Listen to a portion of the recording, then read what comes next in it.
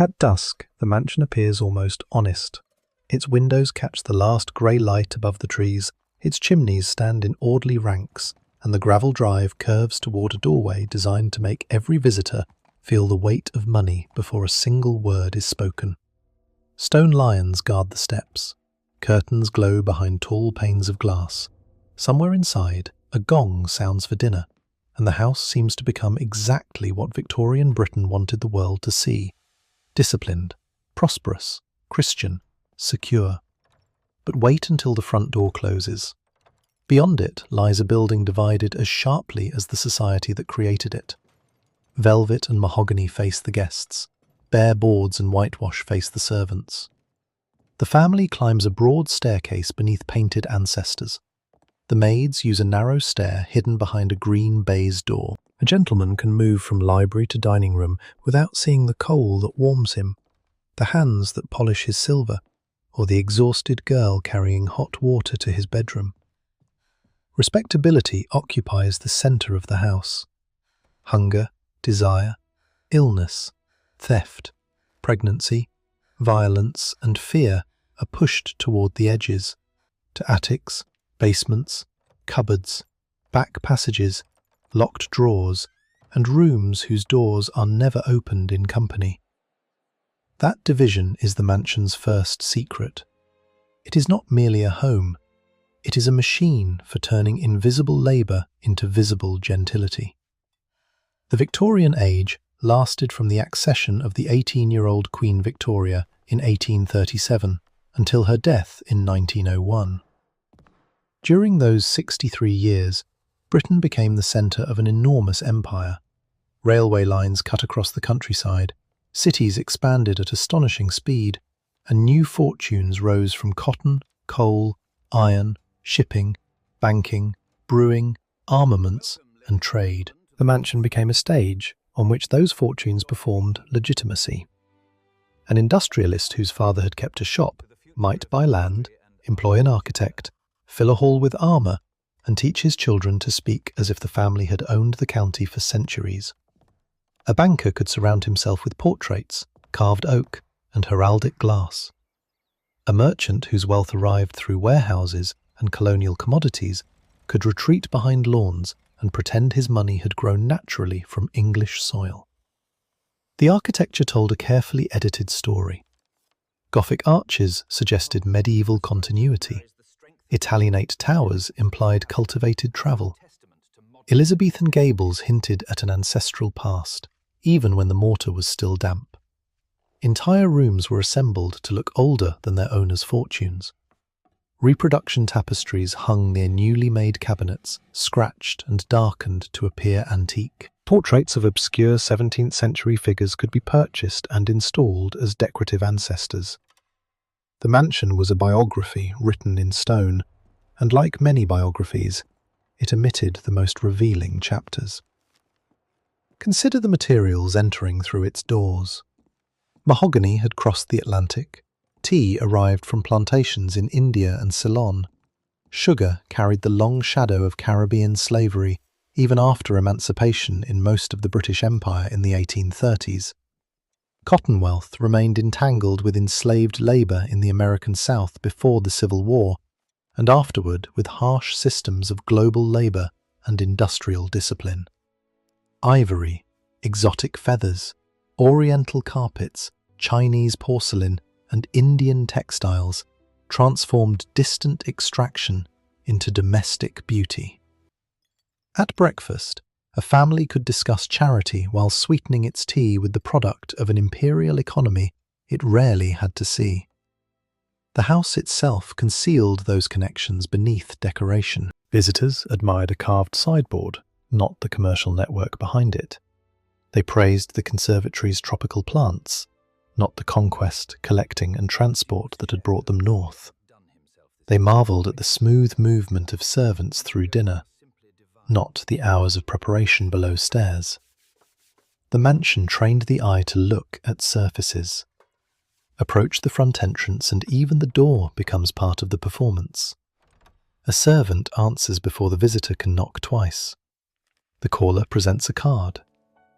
Whether that card travels further depends on name, clothing, hour, and reputation. Social life is guarded at the threshold. Tradespeople use another entrance. Deliveries disappear around the side. A woman whose history might embarrass the family is not admitted at all, unless she comes after dark. Inside the hall, hats, sticks, umbrellas, and overcoats are taken away. The visitor is relieved of the street and absorbed into the controlled climate of the house. A hall stand may hold canes with silver handles, a riding crop, perhaps a sword from military service.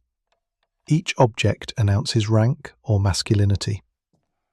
On the walls, hunting scenes present violence as sport and possession as tradition. A clock marks time with the confidence of an institution. Yet behind the hall wall, bells may be trembling. Victorian service depended on summonses. Pull a cord in the drawing room or press a button in a later house, and a wire moved through walls to a labelled bell in the servants' area. Dining room, morning room, blue bedroom, nursery, library. The technology allowed the wealthy to command without raising their voices, and sometimes without seeing the person they commanded. For a servant, the house was never silent. Every bell could interrupt a meal, a letter, a moment of rest, or the first deep sleep after a 16-hour day.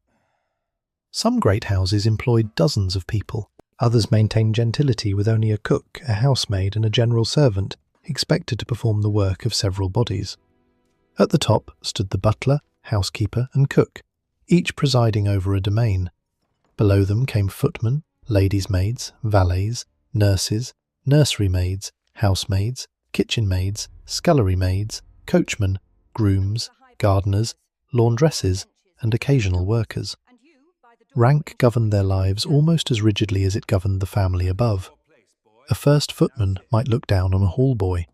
A housemaid might guard her status against a scullery maid. The servants' hall reproduced the hierarchy of the drawing room in cheaper materials. The grand staircase is wide enough for two people to ascend side by side beneath portraits and chandeliers. The servants' staircase may twist tightly between walls, its treads worn by hurried feet. It was designed for bodies carrying trays, coal, chamber pots, linen, bath water, and secrets. These passages allowed labour to circulate without disturbing the illusion that the mansion operated by itself. Listen closely, and the illusion begins to crack. A maid coughs in an attic bedroom shared with another girl. A cook swears as a copper pan burns her wrist. A nurse paces with a crying infant whose mother is entertaining downstairs. A footman practices the correct pronunciation of a guest's name. A laundress rubs fabric in steam so heavy it clings to her lungs. Somewhere near the back door, a young servant reads a letter from home and calculates whether her wages can pay for her mother's medicine. Domestic service was one of the largest forms of employment for women in 19th century Britain. Many entered as adolescents. Census records reveal houses filled with young women living far from their own families under the authority of employers who controlled not only their work, but often their movements, clothing, visitors, and moral reputation. A character, the reference needed for another position, could determine whether a dismissed servant found work or slid towards destitution. To lose one's place without a character was to fall through a trapdoor. Employers spoke of servants as part of the household, but the phrase concealed an imbalance. A servant could be intimately present yet socially invisible. She might know the mistress's menstrual cycle, the master's drinking habits, the daughter's secret correspondence, and the son's debts. She emptied slops, changed stained sheets, carried medicine, and overheard arguments through thin doors. She witnessed the family when its public manners had been removed, yet at dinner she was expected to have no expression at all. That knowledge made servants both indispensable and frightening. Advice manuals warned mistresses against gossip below stairs.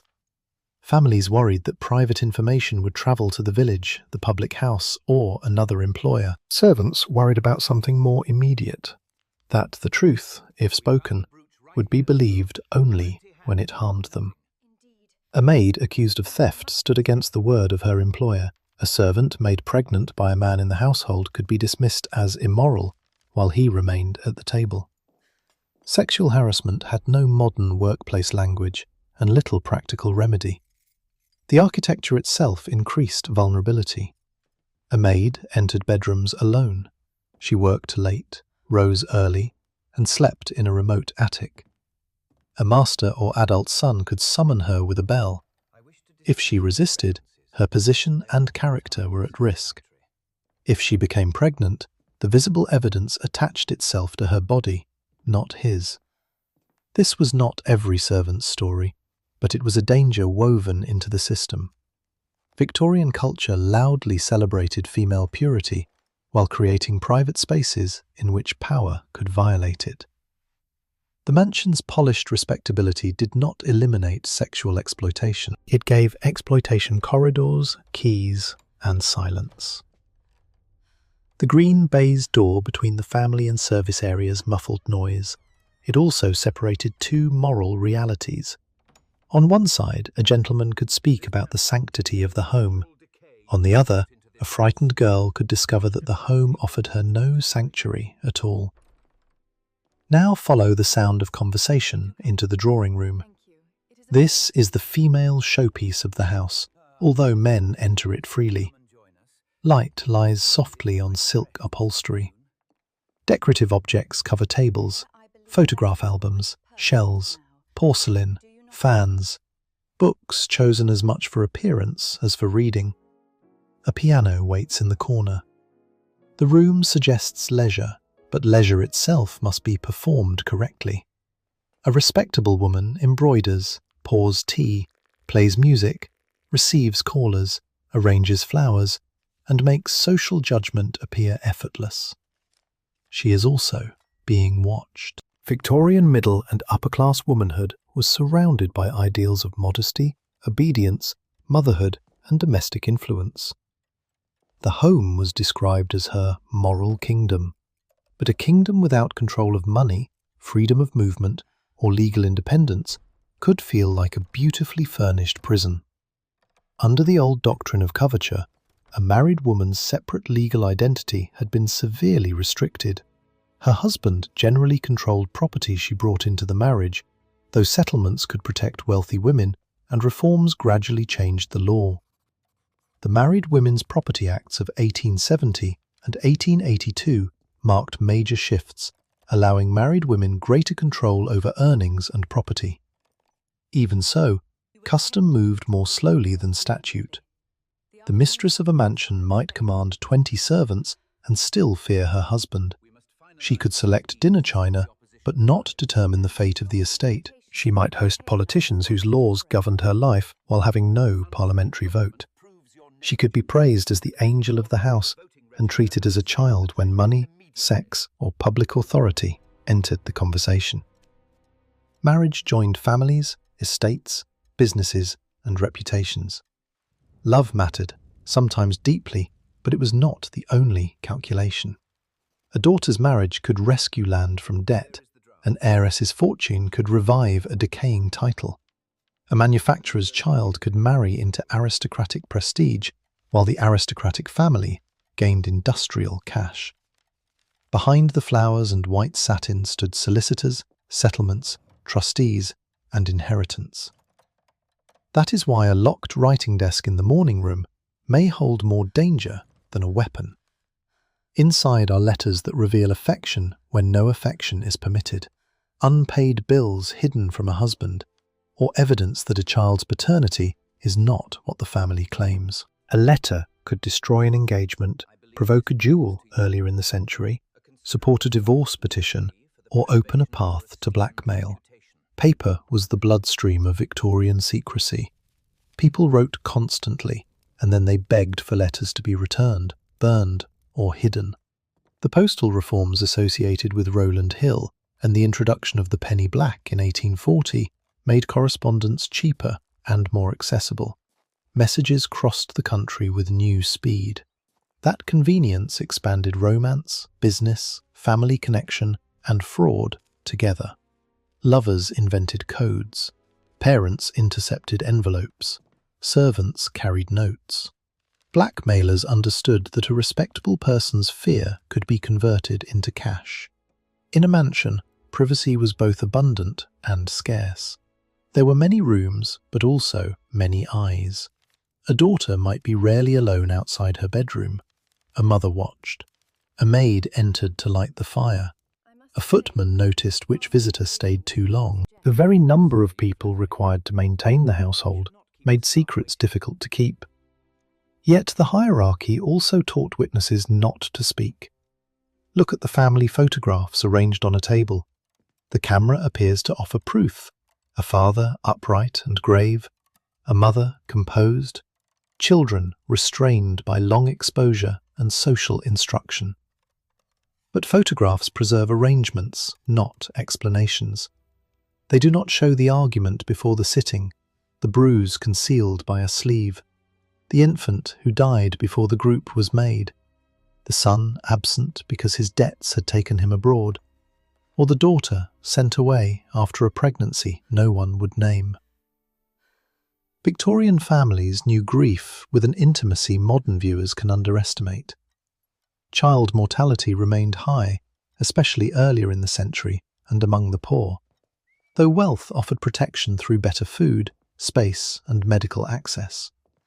Infectious disease still crossed class boundaries. Scarlet fever, diphtheria, tuberculosis, typhoid, influenza, and measles could enter through schoolrooms, servants, contaminated water, travel, or simple chance. The nursery might be cheerful one week and darkened the next. Death did not end the household's performance. Curtains were drawn, clocks could be stopped, mirrors might be covered according to custom. Black-edged stationery announced bereavement. Mourning clothes communicated both grief and social knowledge. After Prince Albert died in 1861, Queen Victoria's prolonged mourning became the most famous expression of bereavement in the age. Across society, mourning developed its own etiquette, commerce, fabrics, jewellery, and expectations.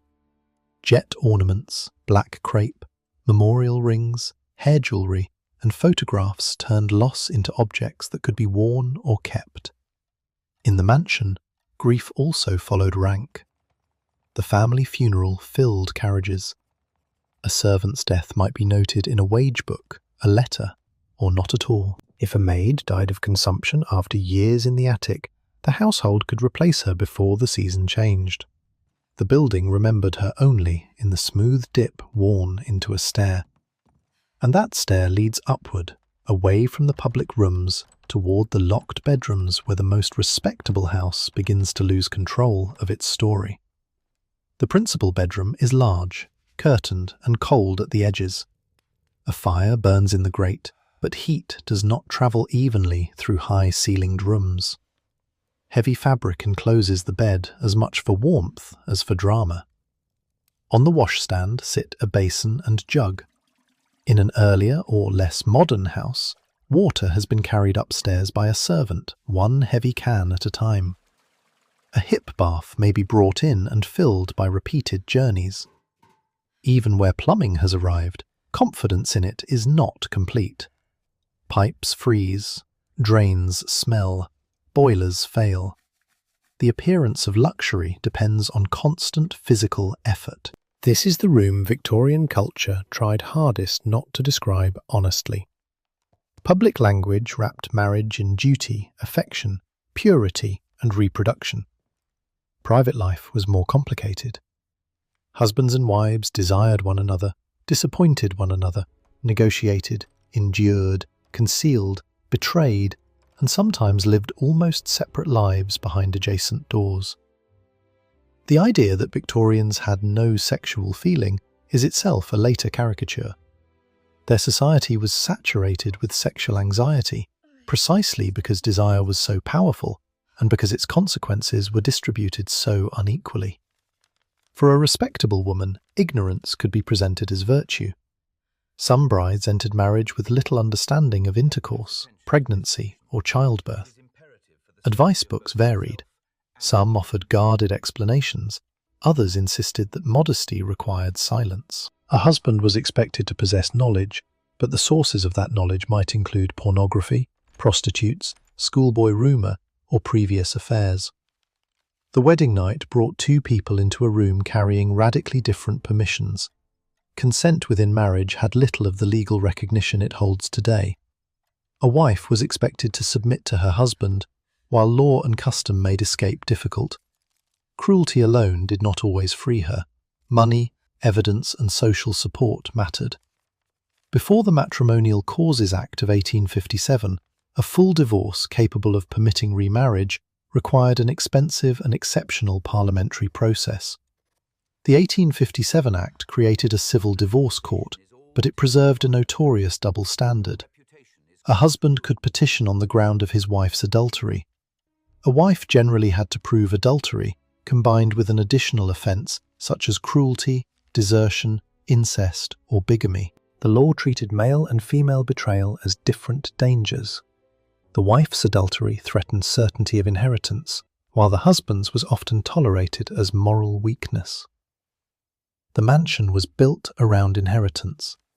That fact entered the bedroom. An estate needed a legitimate heir. A wife who did not conceive could feel the pressure of an entire family line. Her monthly cycle became private evidence watched by husband, mother-in-law, maid, and doctor.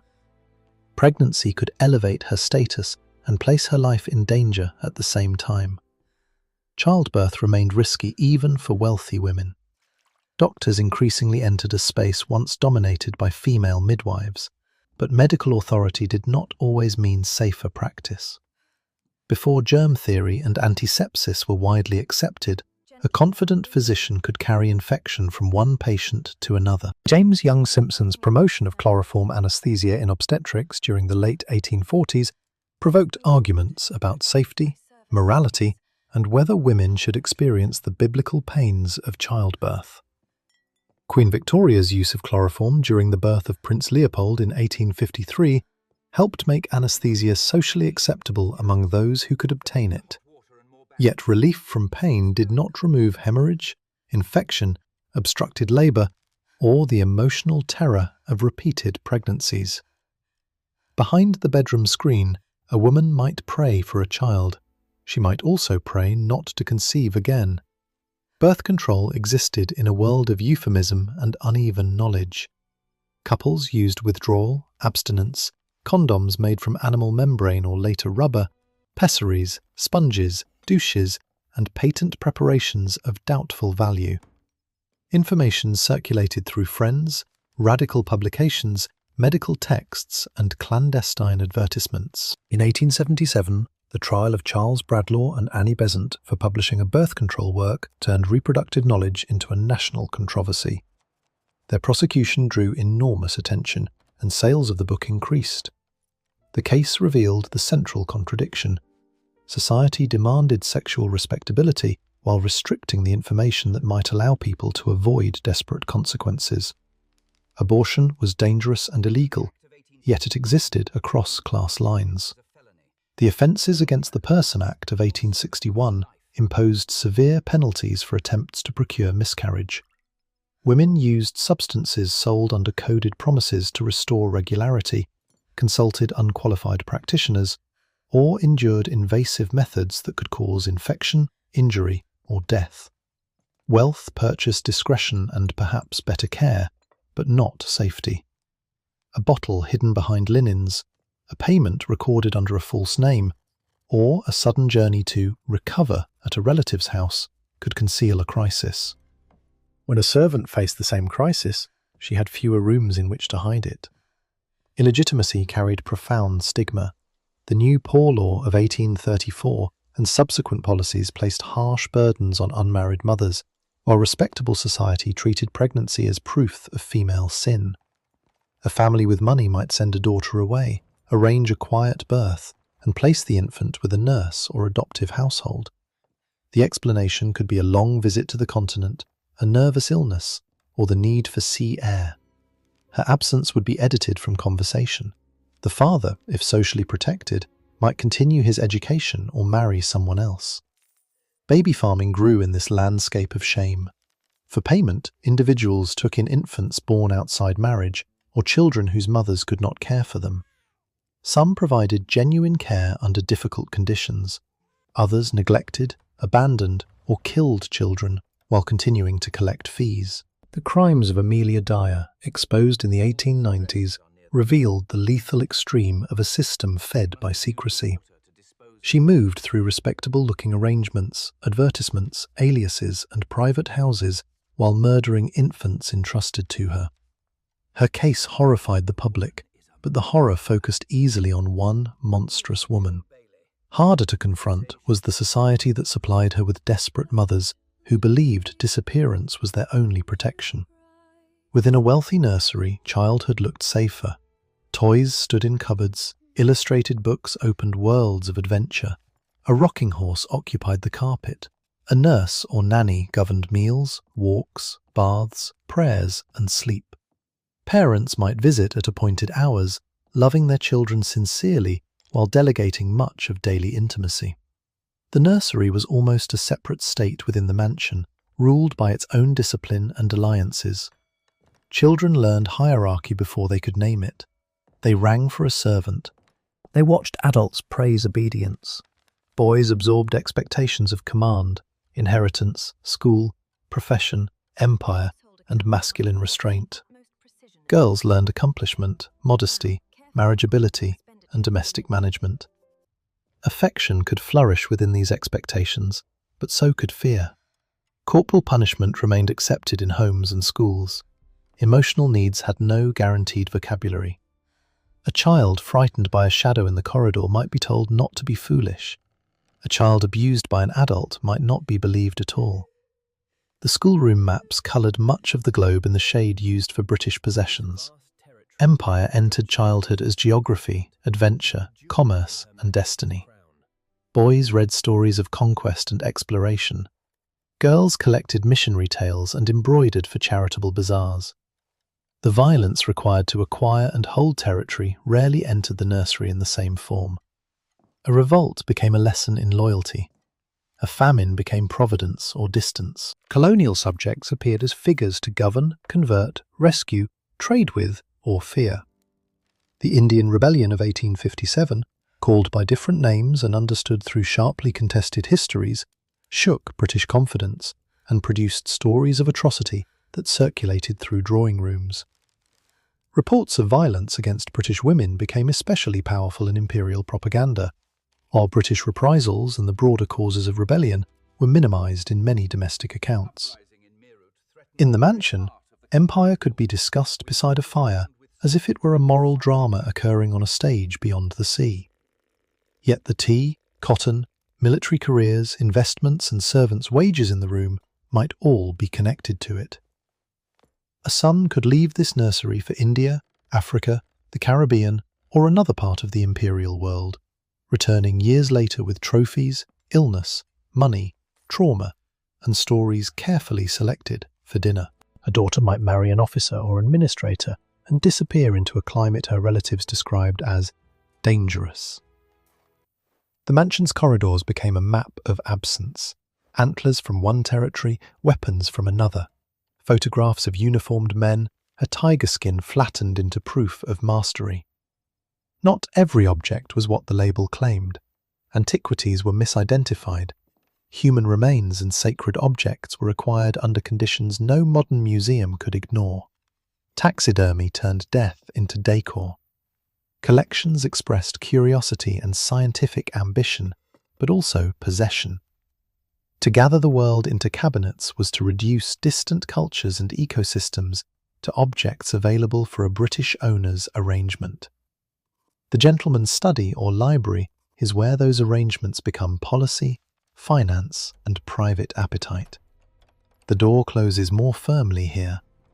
Shelves display leather-bound histories, classical authors, parliamentary reports, theology, travel, science, and books never opened. A desk holds estate accounts and correspondence.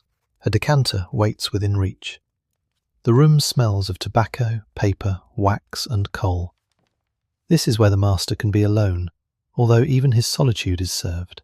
A footman brings letters, a valet lays out clothes, a maid removes ash. The library declares intellectual independence while depending on others for every comfort.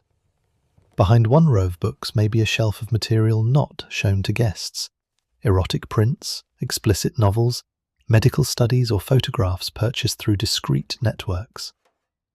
Victorian pornography was neither rare nor simple.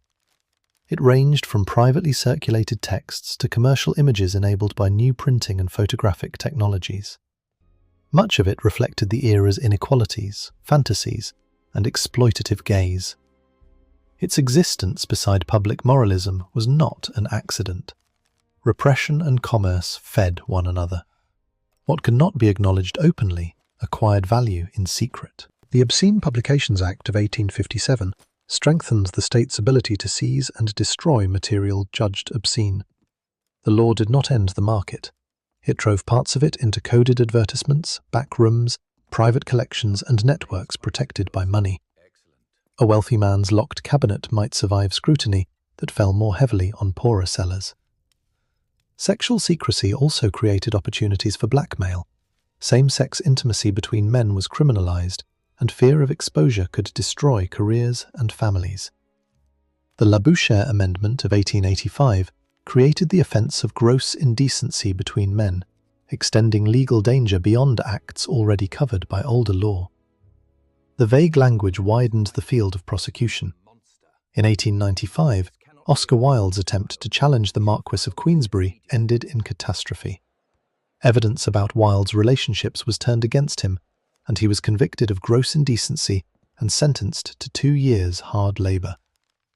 News of the trials crossed Britain. In mansions and modest houses alike, men with similar desires understood the warning. Women who loved women occupied a different legal shadow. Sexual acts between women were not specifically criminalised in the same way, but social, financial, medical and familial pressures could be crushing. Intense female friendship could sometimes shelter within acceptable language, yet independence itself invited suspicion. A woman with money might establish a household with a female companion and preserve more freedom than a woman dependent on male relatives. Even then, letters had to be guarded, servants managed, and reputations maintained. Respectable heterosexual men moved through a double standard of their own making. A gentleman could condemn prostitution in public and seek it at night. Victorian cities supported a vast and varied sexual economy, from expensive courtesans to women selling sex in extreme poverty. Not every woman labelled a prostitute by reformers or police worked in the same way, and moral statistics were often unreliable. Some combined sex work with domestic service, factory labour, lodging house life, or periods of unemployment. Others were coerced. Many confronted disease, violence, police surveillance, and social exclusion. The Contagious Diseases Acts, introduced in the 1860s, allowed authorities in specified military and naval districts to detain women suspected of prostitution and subject them to invasive medical examination, while the male clients and soldiers who transmitted infection escaped equivalent treatment. The campaign, led by Josephine Butler, attacked the laws as a brutal state violation of women. The acts were suspended and finally repealed in 1886. Their history exposes the mansion's moral geometry. Male desire was treated as inevitable, female bodies as the site to be controlled. Venereal disease crossed thresholds no amount of money could seal. Syphilis and gonorrhea entered marriages through husbands who had been infected elsewhere. A wife might receive no explanation for her illness. Congenital infection could affect children. Treatments included mercury, whose toxicity produced its own suffering, and a market of secret cures thrived on shame. Medical confidentiality offered some shelter, but the diagnosis carried social danger. A gentleman might visit a specialist under another name. A wife might be told she was delicate. The family portrait would preserve neither truth. Alcohol required less concealment. Wine accompanied dinner, brandy waited in the library, and servants managed cellars under lock. Drinking could signify hospitality, masculinity, and refinement until it crossed an invisible line. Then the same decanter became evidence of weakness. A master's dependency might be hidden by loyal staff, who removed bottles and explained absences. A mistress could rely on laudanum, chlorodyne, or other opiate-containing preparations sold for pain, sleeplessness, coughs, diarrhea, and nervous complaints. These substances were legally and widely available for much of the century, though regulation increased. Dependence could develop within a respectable medicine cabinet. The locked cabinet therefore contains more than scandal. It contains the age's attempt to separate acceptable appetite from unacceptable need. Brandy, opium, pornography, love letters, gambling notes, and medical prescriptions become dangerous not simply because they exist, but because the household's authority depends on pretending they do not. At midnight, the gentleman turns the key, places it in his pocket, and rings the bell. A servant enters, eyes lowered. The master assumes the secret remains inside the cabinet. He forgets that the servant has noticed how often it is opened. Below stairs, observation is a form of survival. Servants learn footsteps, tempers, and routines. They know which bell means an ordinary request, and which announces that the master has returned drunk. They recognize the silence that follows an argument. They can tell when a guest has left by the front door and when someone has been shown out through the side. Their knowledge is not complete, and rumour fills the gaps. A half-heard sentence becomes a story by supper. A stained glove becomes evidence. A maid who wants status can trade information. A maid who wants safety can pretend she saw nothing. The servants' hall is not simply a place of solidarity. It contains affection, courtship, resentment, bullying, and discipline. Senior servants guard privileges earned through years of service. The housekeeper may control tea, sugar, linen, preserves, and access to female staff. The butler controls wine, plate, and the ritual of the dining room. The cook, difficult to replace and sovereign in the kitchen, can frighten younger servants more effectively than the mistress does. A scullery maid occupies the lowest, wettest level of this small world. She scrapes pans, cleans ranges, handles ashes, plucks birds, scales fish, and rises before the family's day has begun. Work starts in darkness. Grates must be cleaned and relit. Coal has to be carried. Bedroom fires are laid. Hot water travels upstairs. Boots are blacked, lamps trimmed, steps scrubbed, knives polished, carpets swept, and breakfast prepared. Dust is an enemy with many sources: soot from chimneys, ash from fires, mud from roads, fibres from fabric, crumbling plaster, and the residue of a coal-powered city. The mansion seems clean because dirt is moved continuously from visible rooms toward invisible hands. Cleaning can kill slowly or all at once. Strong substances attack skin and lungs. Flammable materials meet open flames. Servants climb ladders to reach windows, curtains, and chandeliers. Long skirts catch. Heavy trays fall. Boiling water spills. Gas leaks. A housemaid kneeling before a grate may inhale smoke or ignite her clothes. Newspaper reports regularly carried accounts of domestic servants burned in accidents, their ordinary labour transformed into a few terrible lines. Laundry is among the hardest tasks. Linen is soaked, boiled, lifted, rubbed, rinsed, blued, wrung, dried, mangled, ironed, sorted, and returned. The process demands water, fuel, strength, space, and heat. A fine tablecloth admired for one evening may require hours of labour afterward. Men's stiff collars, women's underclothes, nursery linen, menstrual cloths, and sheets from sick rooms converge in the laundry, where the physical truth of the household cannot remain genteel. The mistress keeps inventories because linen is wealth. Sheets, napkins, towels, and tablecloths are counted and marked. Missing silver or cloth can lead to accusation and search. Servants' boxes may be inspected. Employers feared petty theft. Servants knew that suspicion followed their class. Some did steal: food, candles, coal, fabric, wine, coins, or objects small enough to sell. Others were accused because an item had been misplaced, because a senior servant needed a scapegoat, or because dismissal required a respectable explanation. Theft in a mansion could take place in both directions. A maid might pocket a spoon, an employer might withhold wages, deny promised time off, or dismiss a servant without the reference needed to work again. One theft was likely to be prosecuted, the other could be called household management. The kitchen burns at the heart of this economy. Before modern refrigeration, food preservation requires skill, timing, salt, sugar, smoke, cool storage, and judgment. Meat hangs in larders. Game arrives with feather and blood still attached. Fish must be used quickly. Milk turns, butter becomes rancid. In summer, flies find every weakness. Ice may be stored in an ice house on the estate, harvested locally in cold weather or obtained through trade, but access and effectiveness vary widely. A cook's reputation rests on transforming unstable ingredients into abundance without allowing guests to see anxiety. A formal dinner is theatre performed under pressure. Courses require coordination between kitchen, pantry, butler, and footman.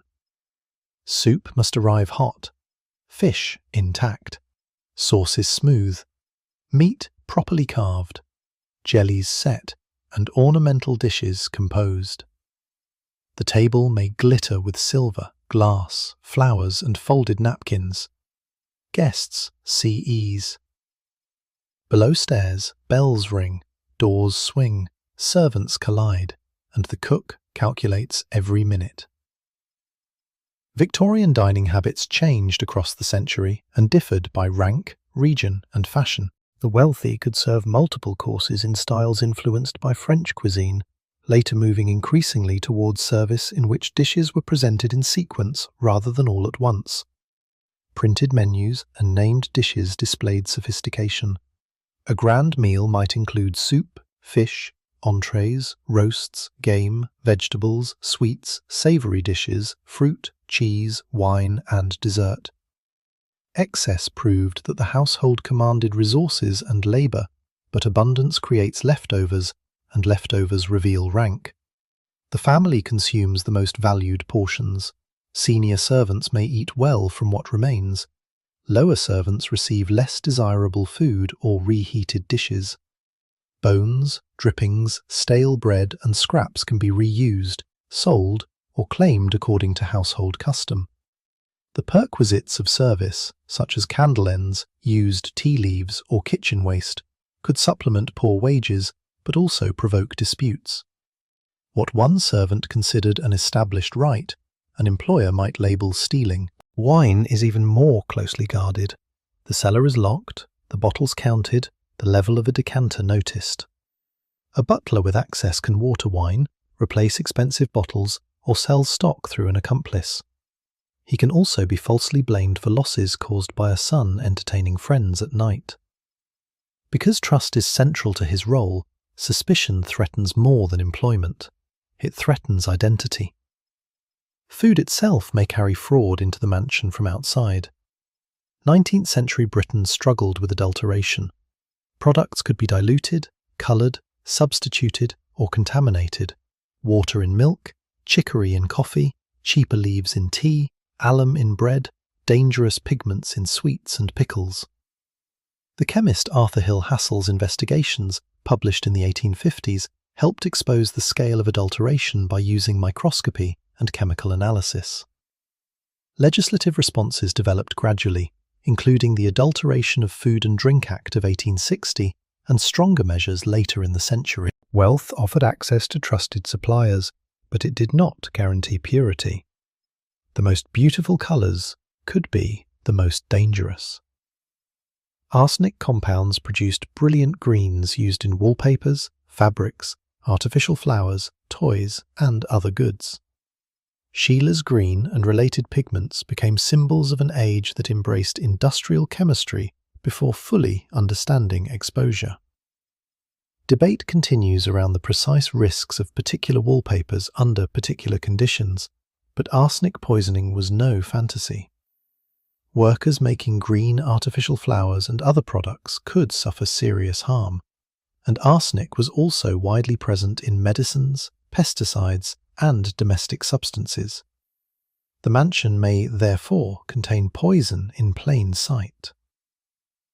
Green paper blooms across a bedroom wall. A child touches a painted toy. A maid brushes dust from decorative leaves.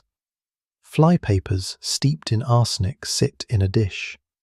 Rat poison waits in a cupboard. The substance is common enough to be useful and available enough to become a weapon.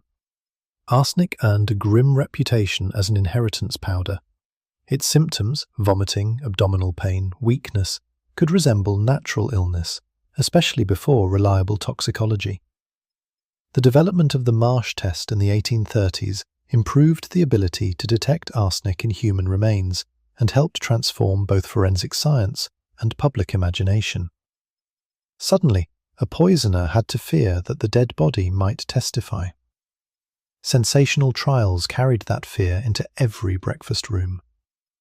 In 1849, the case of Marie Lafarge in France had already fascinated international readers when arsenic testing played a major role in her conviction for poisoning her husband.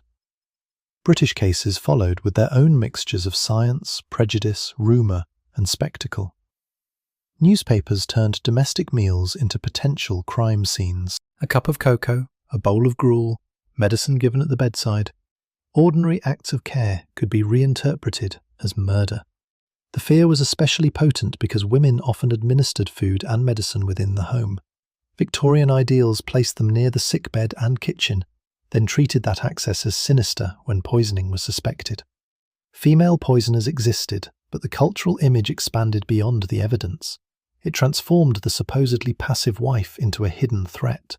Physically weaker than a husband, perhaps legally trapped, yet able to act through a substance no one could see. The 1889 trial of Florence Maybrick became one of the era's most controversial arsenic cases. Her husband, James Maybrick, died after an illness in Liverpool, and Florence was accused of poisoning him.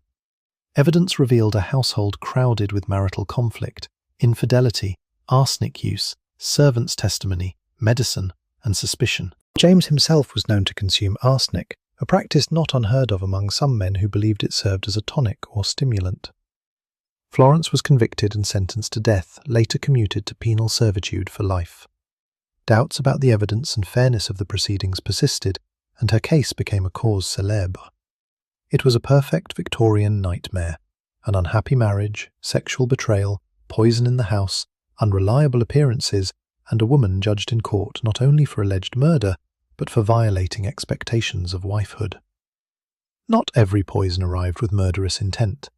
Medicines contained opium, antimony, mercury, arsenic, alcohol, and other potent ingredients. Labels and dosages could be inadequate. Patent remedies promised cures with little accountability. Children were quieted with preparations containing opiates. Godfrey's cordial, laudanum, and similar products could suppress crying while also suppressing breathing. Poor working mothers were often condemned for using them, yet the wider economy demanded that women labour without providing childcare. In wealthy nurseries, medication might be administered with more supervision, but error remained possible. The medicine room, if the house has one, is another archive of secrecy. Bottles stand in rows: castor oil, smelling salts, carbolic preparations, tinctures, powders, purgatives, tonics. The household treats constipation, nerves, sleeplessness, pain, cough, hysteria, faintness, and sexual disease under different names. A doctor arrives through the main entrance when his visit can be acknowledged, and through discretion when it cannot. Medical authority grows during the century, but certainty often outruns knowledge. A doctor may prescribe rest, bleeding earlier in the period, purging, restrictive diets, electricity, massage, sea air, travel, or confinement. Women's distress is frequently interpreted through reproductive organs and the broad diagnosis of hysteria. A wife furious at betrayal can be described as nervous. A daughter resisting marriage can be sent away to recover. A person experiencing depression, psychosis, epilepsy, trauma, or addiction may be hidden in a bedroom until concealment fails. Private asylums offered another door through which a troublesome relative might disappear. Some provided serious care by contemporary standards. Others became associated with neglect, abuse, and financial motives. The fear of wrongful confinement haunted Victorian fiction and public debate.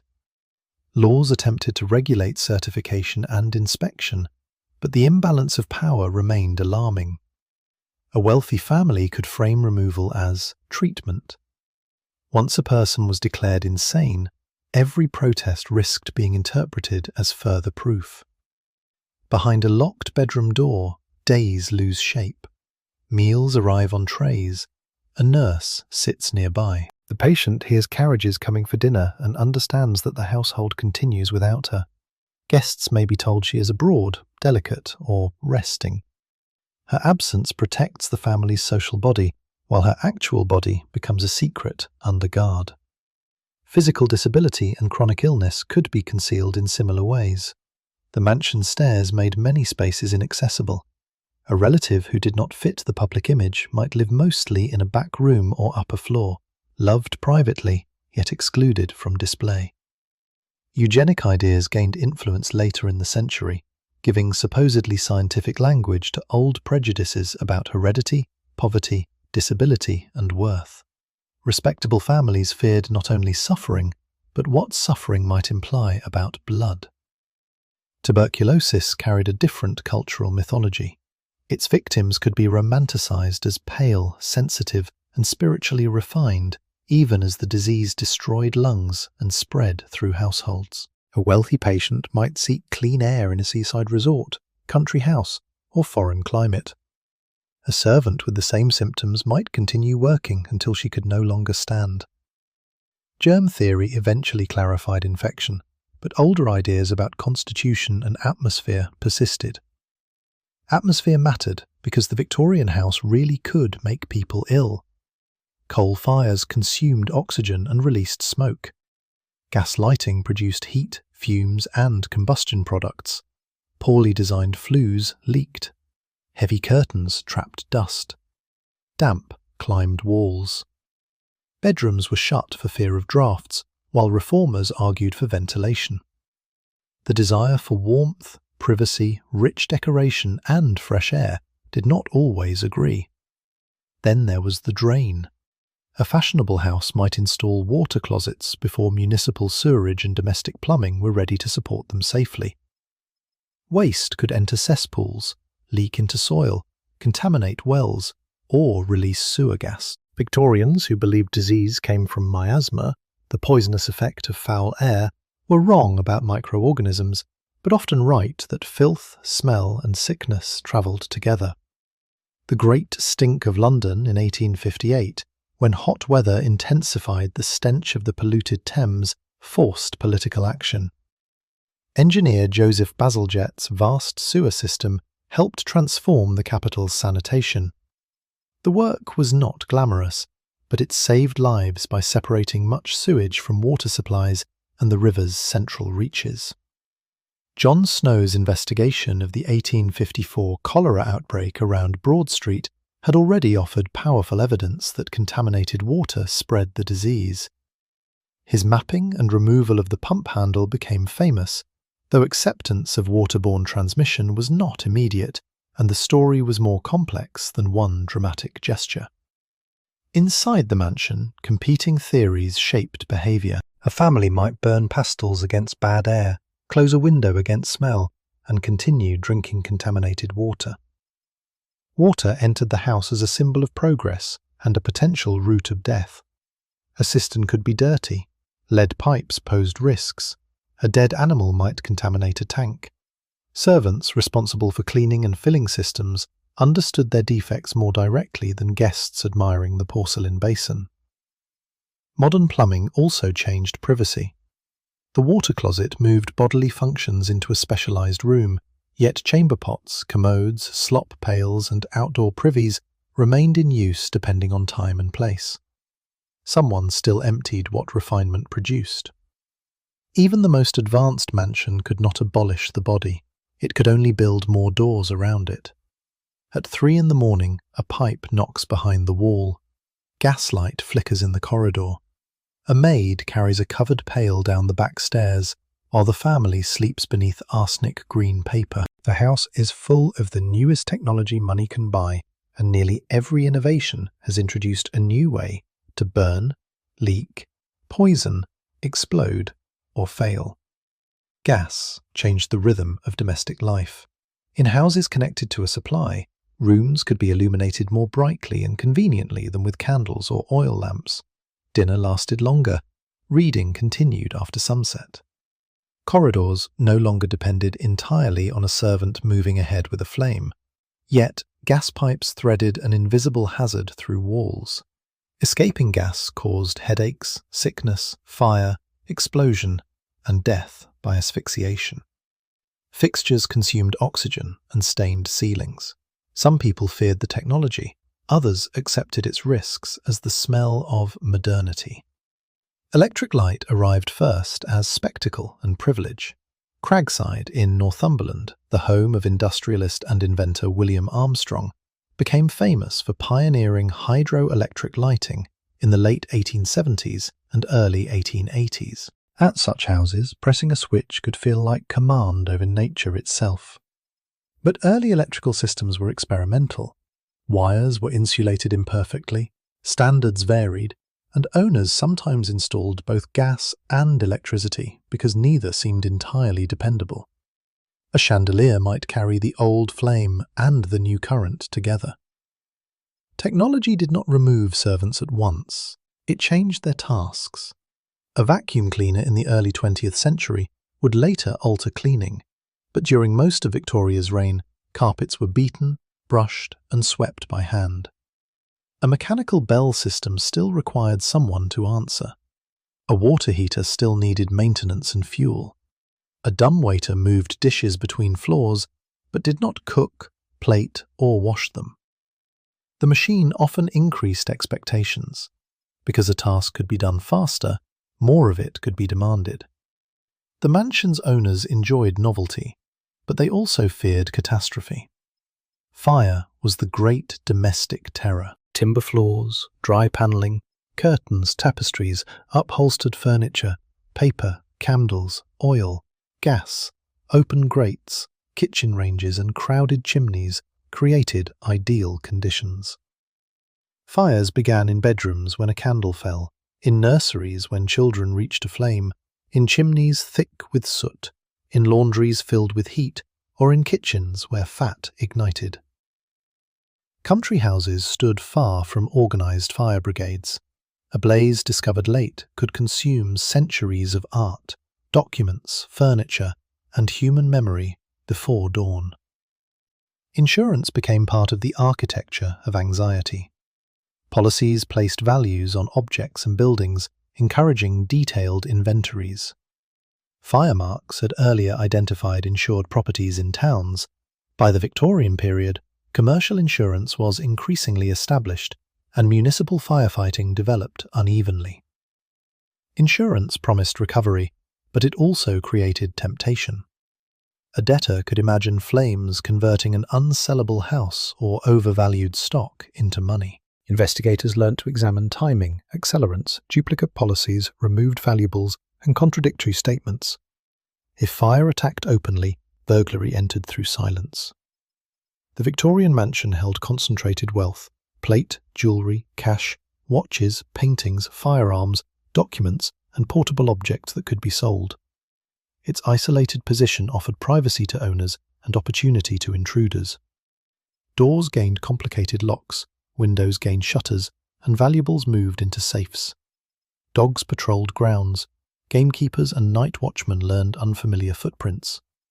Some households installed alarm systems using wires and bells, another technology that promised security while adding machinery behind the walls. fear of the burglar grew larger than the statistical reality in the popular imagination. Newspapers and fiction created the professional housebreaker, clever, mobile, equipped with tools, perhaps linked to receivers of stolen goods. The figure violated more than property. He crossed the sacred boundary between street and home. In a culture that idealized the domestic interior as refuge, the open window at midnight became a moral wound. Yet the most effective thief might already possess a key. Servants knew when the family travelled, where jewellery was kept, which window failed to latch, and whether the butler had gone to bed. Employers therefore demanded references and treated unfamiliar staff with suspicion. Criminals sometimes obtained positions under false characters or formed relationships with insiders. But the constant emphasis on the dangerous servant also protected the family from an uncomfortable truth. Sons stole from parents, husbands pawned wives' jewels, guests pocketed objects, and owners invented robberies to conceal debt. Debt presses through the mansion from cellar to roof. Landed families carried mortgages and settlements. Agricultural depression in the late 19th century reduced income for some estates. Maintaining staff, horses, gardens, clothing, travel, hospitality, and repairs consumed fortunes. A dining room could remain magnificent while creditors waited in the study. Silver stayed on the table because selling it would reveal decline. Paint peeled in rooms guests did not enter. One wing closed. Servants were dismissed, leaving the remaining few to preserve the same front with less labour. The eldest son may already be gambling against an inheritance that has not arrived. Betting on horses, cards, clubs, and private wagers linked elite sociability to risk. A gentleman's debt was framed as honour until it became scandal. Moneylenders charged for discretion. Signatures were forged. Jewellery disappeared. An advantageous marriage became urgent. A rich daughter could be invited into a family not because she was loved, but because the roof needed repair. The late 19th century saw famous alliances between British aristocratic status and American wealth. Young American heiresses, later called dollar princesses, married titled men whose estates required capital. The trend reached its height around the turn of the century and into the Edwardian era, but its logic was thoroughly Victorian. Old rank and new money exchanging what each lacked.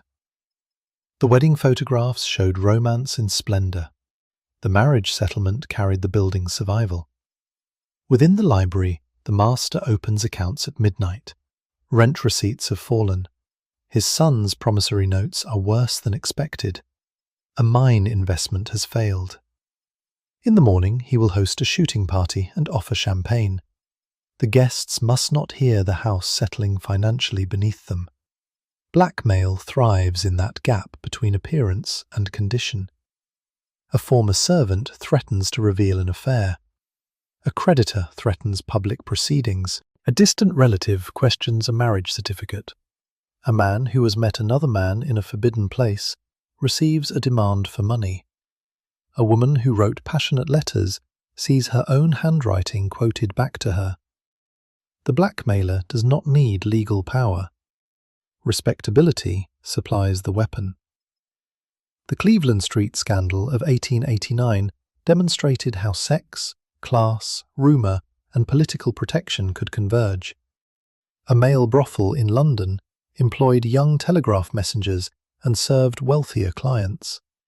Investigations and reporting produced allegations involving aristocratic figures, though the most explosive claims were contested and legal outcomes were uneven. Some participants fled abroad. The scandal fed suspicion that the powerful could escape consequences that trapped the poor. In drawing rooms, names were whispered. In clubs, men calculated who knew what. The public encountered the possibility that behind grand doors, elite masculinity did not follow the code it imposed on others. Scandal newspapers expanded the market for such revelations. The abolition of newspaper taxes and advances in printing helped create a more accessible mass press. Sensational crimes, divorces, sexual allegations, and courtroom testimony entered homes in detail.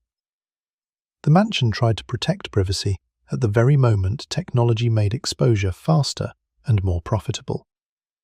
Courtrooms became theatres where domestic interiors were reconstructed for strangers. A maid described what she saw on a landing. A doctor repeated symptoms. A chemist identified a powder. Love letters were read aloud. Bed arrangements, menstrual evidence, drinking, money, and adultery, subjects excluded from polite dinner, became public evidence. The respectable family discovered that law could tear down walls more completely than a burglar. The 1886 case of Adelaide Bartlett showed how ambiguity could grip the public. Her husband Edwin died in London from chloroform poisoning, but the substance was found in his stomach with little sign of the burning expected if it had been swallowed. Adelaide had developed an intimate relationship with a clergyman, George Dyson, with her husband's unusual involvement or permission remaining a matter of interpretation. She was tried for murder and acquitted after the prosecution failed to explain convincingly how the chloroform had been administered. The case left a famous mystery at its centre. Medical testimony, marital arrangements, religion, sexual suspicion, and poison formed a puzzle that the verdict did not resolve. Such cases fascinated Victorians because the domestic ideal intensified the horror. Murder in an alley could be attributed to a dangerous outside world. Murder at breakfast implicated marriage, family, and the cup placed by a loving hand. The mansion was supposed to protect its inhabitants from the city. Poison suggested the danger had been invited to the table. Domestic violence was far more common than sensational poisoning, and much less likely to become famous. Husbands struck wives. Parents beat children. Employers assaulted servants. Servants sometimes abused children or one another. Class determined how violence was named and handled. In poor neighbourhoods, noise brought neighbours and police. In a large house, distance and thick walls offered concealment. A bruise could be explained as a fall. A doctor might advise rest without challenging the husband who paid him. Legal attitudes changed slowly. The Matrimonial Causes Act and later reforms made some routes of separation more accessible, and organisations campaigned for protection. The 1878 Matrimonial Causes Act allowed a wife whose husband had been convicted of aggravated assault against her to seek separation and custody provisions through a magistrate. Francis Power Cobb helped found the National Society for the Protection of Women and Children in 1878 and argued publicly against wife-beating. But law on paper did not erase economic dependence or social pressure. Leaving a violent marriage could mean losing home, children, income, and status. For a wealthy wife, family solicitors might negotiate a private arrangement. Separate bedrooms appeared. The husband travelled. The wife remained at an estate or went abroad. Money purchased distance and silence. For a servant attacked in the same house, leaving might mean a lodging house, unemployment, or the workhouse. The workhouse stood in the Victorian imagination as the inverted mansion. Both were large institutions organised by rules, classification and surveillance, but one displayed abundance while the other enforced deterrent hardship. After the 1834 Poor Law Amendment Act, workhouse conditions were intentionally made unattractive so that only the desperate would seek relief. Families could be separated. Uniforms replaced personal clothing. Diets were regulated. For servants with no savings, the fear of that institution disciplined behaviour inside the wealthy home.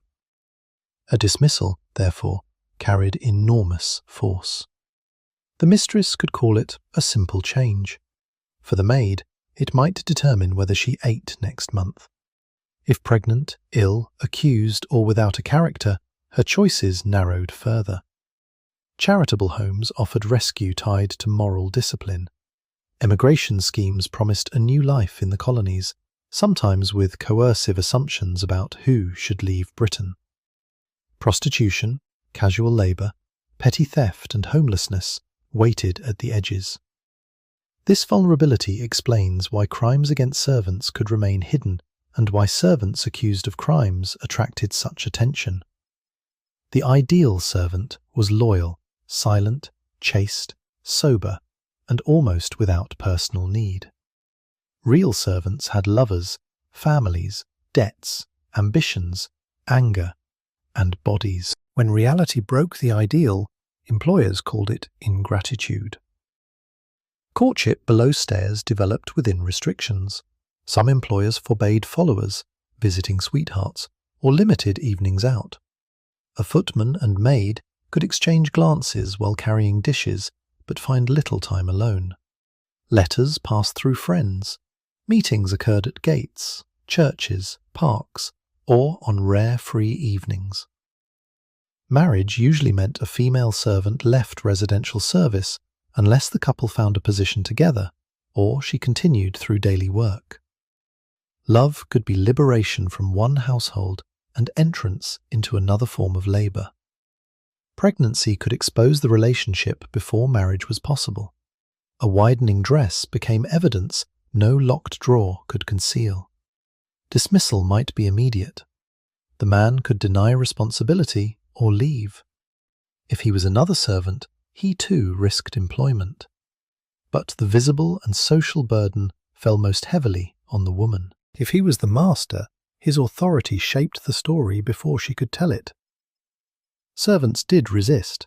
They left without notice, confronted employers, stole, gave evidence, wrote letters, warned one another, negotiated wages, and used the scarcity of skilled workers to their advantage. Cooks in particular could wield bargaining power.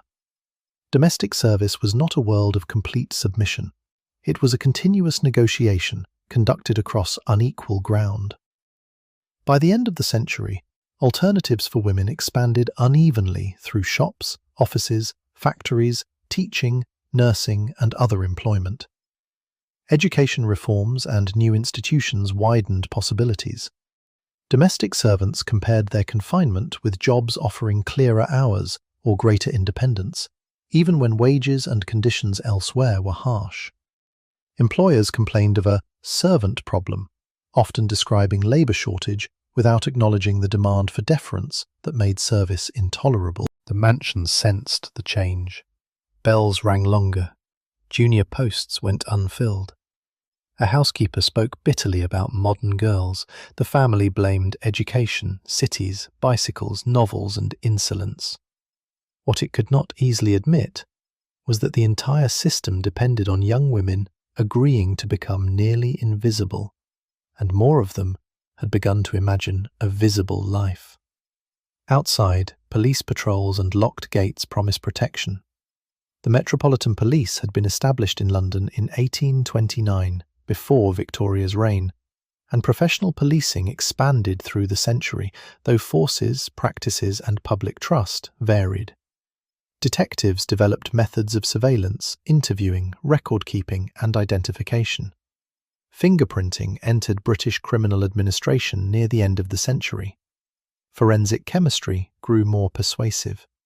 Yet class still shaped whose word carried weight and whose conduct attracted scrutiny. A constable summoned to the mansion enters through the front if the family is the victim. If the family is the suspect, every threshold becomes more complicated. The butler offers a controlled account. The master invokes connections. A solicitor arrives. Servants are questioned separately. The building that was designed to establish authority must now defend itself against inquiry. Somewhere behind the panelling, a small door opens into a passage. It may have been built for servants, heating pipes, or access between rooms. Later imagination will call it a priest hole, a lover's escape, or a murderer's route, whether evidence supports the story or not. Mansions attract legends because their architecture visibly withholds information. A blank wall seems to promise a body. A locked room seems to promise a crime. Often, the real secret is less theatrical and more revealing. A staircase created so one class would never have to see another. Still, hidden spaces do exist. A wine cellar disappears beneath the dining room. A muniment room protects deeds and family papers behind a heavy door. A gun room stores weapons. A strong room holds plate. Eaves create narrow voids beside attic bedrooms. Wall cavities carry bell wires, speaking tubes, pipes, and later electrical cable. Doors concealed in panelling allow servants to enter without interrupting symmetry. Older houses may preserve genuine priest holes from centuries before Victoria. Newer owners sometimes romanticize or imitate them. Each space gives later generations a place to attach a story. The attic is the mansion's memory before anyone decides what deserves preservation.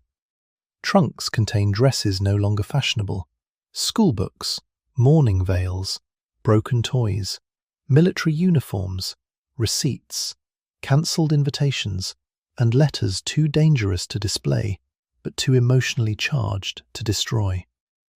Furniture moves upward when the family tires of it, and downward when fashion returns. Portraits of inconvenient relatives turn their faces toward dust. Here the official family tree begins to branch into rumour. A bundle of letters is tied with a ribbon of the wrong colour. A baptism certificate names a child no one mentioned. A studio photograph shows a woman wearing jewellery that appears later on the mistress. A diary stops for 6 months, then resumes in another hand. The most powerful secrets are rarely marked secret. They survive because their meaning depended on people who are dead. Victorians lived among such traces and often felt the dead remained near.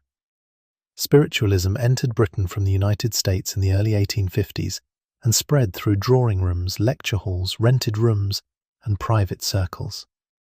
Participants gathered around tables, dimmed lamps, asked questions, heard knocks, watched objects move, and sought messages from lost children, spouses, siblings, and friends. Mediums claimed to produce automatic writing, spirit photographs, materialized forms, music from untouched instruments, and voices from darkness. The séance seems perfectly made for the mansion. Heavy curtains control light, large rooms contain places to hide an accomplice, servants' passages permit movement, extension tables creak, floors transmit vibrations.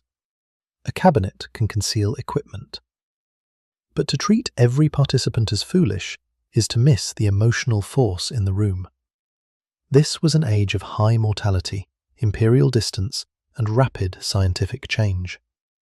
The telegraph sent words invisibly across miles. Photography fixed a face on paper. X-rays would reveal bones through flesh near the century's end. If technology could achieve such wonders, might the dead also communicate through an undiscovered force? Spiritualism attracted people across classes and included prominent intellectuals, reformers, scientists, and writers as believers, investigators, or critics. Some women found in mediumship a public authority otherwise denied them. A medium could speak before men while claiming the voice belonged to a spirit. She could travel, earn money, and challenge religious institutions, even as she faced sexualized scrutiny and accusations of fraud. Fraud was real. Investigators exposed mediums using hidden threads, telescoping rods, accomplices, false panels, pre-obtained information, and the freedom of darkness. The physicist Michael Faraday's work on table turning in 1853 demonstrated how unconscious muscular action could produce movement participants attributed to spirits. Later, professional magicians showed how apparently supernatural effects could be engineered. But exposure rarely ended belief. Grief does not behave like a scientific committee. Imagine the family after a child's death. The nursery has been closed. A small pair of shoes remains beneath a bed. The mother cannot accept that love has become silence. A medium arrives after dinner. Curtains are drawn. Guests join hands. The room darkens. A bell sounds from the cabinet. A voice whispers a private nickname. Perhaps the medium researched the family through servants or local gossip. Perhaps someone at the table unconsciously supplied the clue. Perhaps the sound has an ordinary cause. For the mother, explanation arrives too late. She has heard what she needed. That need made bereaved households vulnerable to exploitation, yet spiritualism could also offer consolation beyond orthodox doctrine. Christianity dominated public morality, but Victorian faith was not uniform or secure. The expansion of geology, biblical criticism, evolutionary thought, urban poverty, and religious diversity disturbed inherited certainties. Charles Darwin's On the Origin of Species, published in 1859, did not simply announce that humans descended from apes, a common simplification, and Darwin treated human evolution more directly in later work. But evolutionary theory transformed arguments about creation, nature, time, and humanity's place in the world. In the library, Darwin might stand beside sermons written to refute him. The master could praise science at dinner and forbid his daughter to read a controversial book. A son at university might lose his faith and conceal it from a devout mother. A clergyman guest might wrestle privately with geological ages that exceeded traditional chronologies. The mansion contained belief not as one voice, but as an argument conducted in whispers. Religion also justified hierarchy. Masters described service, wealth, and poverty as stations assigned by providence.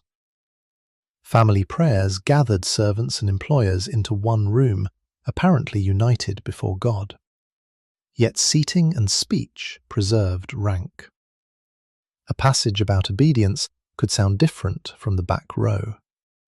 Charity allowed the wealthy to see themselves as guardians of the poor, while retaining the structures that produced dependence. The mistress organised blankets, soup, schools, missionary subscriptions, and visits to cottages. Her work could bring real relief. It also carried surveillance. The deserving poor were expected to be sober, clean, grateful, sexually respectable, and willing to receive instruction. A mother in need might have to expose her budget, marriage, habits, and bedding to a visitor from the big house. Charity crossed the poor person's threshold with a moral inventory. Within the mansion, the family chapel or morning prayer declared righteousness. Within the estate office, tenants faced eviction or rent demands. These actions could be performed by the same man before lunch. Victorian paternalism imagined power as duty, and sometimes it produced schools, housing, pensions, and genuine care. It also allowed owners to treat adults as dependents whose choices required supervision. The estate village watched the mansion closely. Residents knew when guests arrived, when a daughter returned unexpectedly, when a doctor's carriage remained overnight, when servants were dismissed, and when tradesmen stopped extending credit. The family might dominate local employment and housing, yet it could not fully control local memory. Gossip moved through kitchens, pubs, churches, shops, and lanes. A secret sealed inside the house could emerge in the village as a dozen contradictory versions. Illicit relationships crossed the estate's boundaries. A gentleman might keep a mistress in London or support a woman in a nearby town. A young heir might father a child with a servant or tenant's daughter. A married woman might meet a lover during visits, travel, or carefully arranged afternoons. Because male adultery was more tolerated, the same act carried different risks.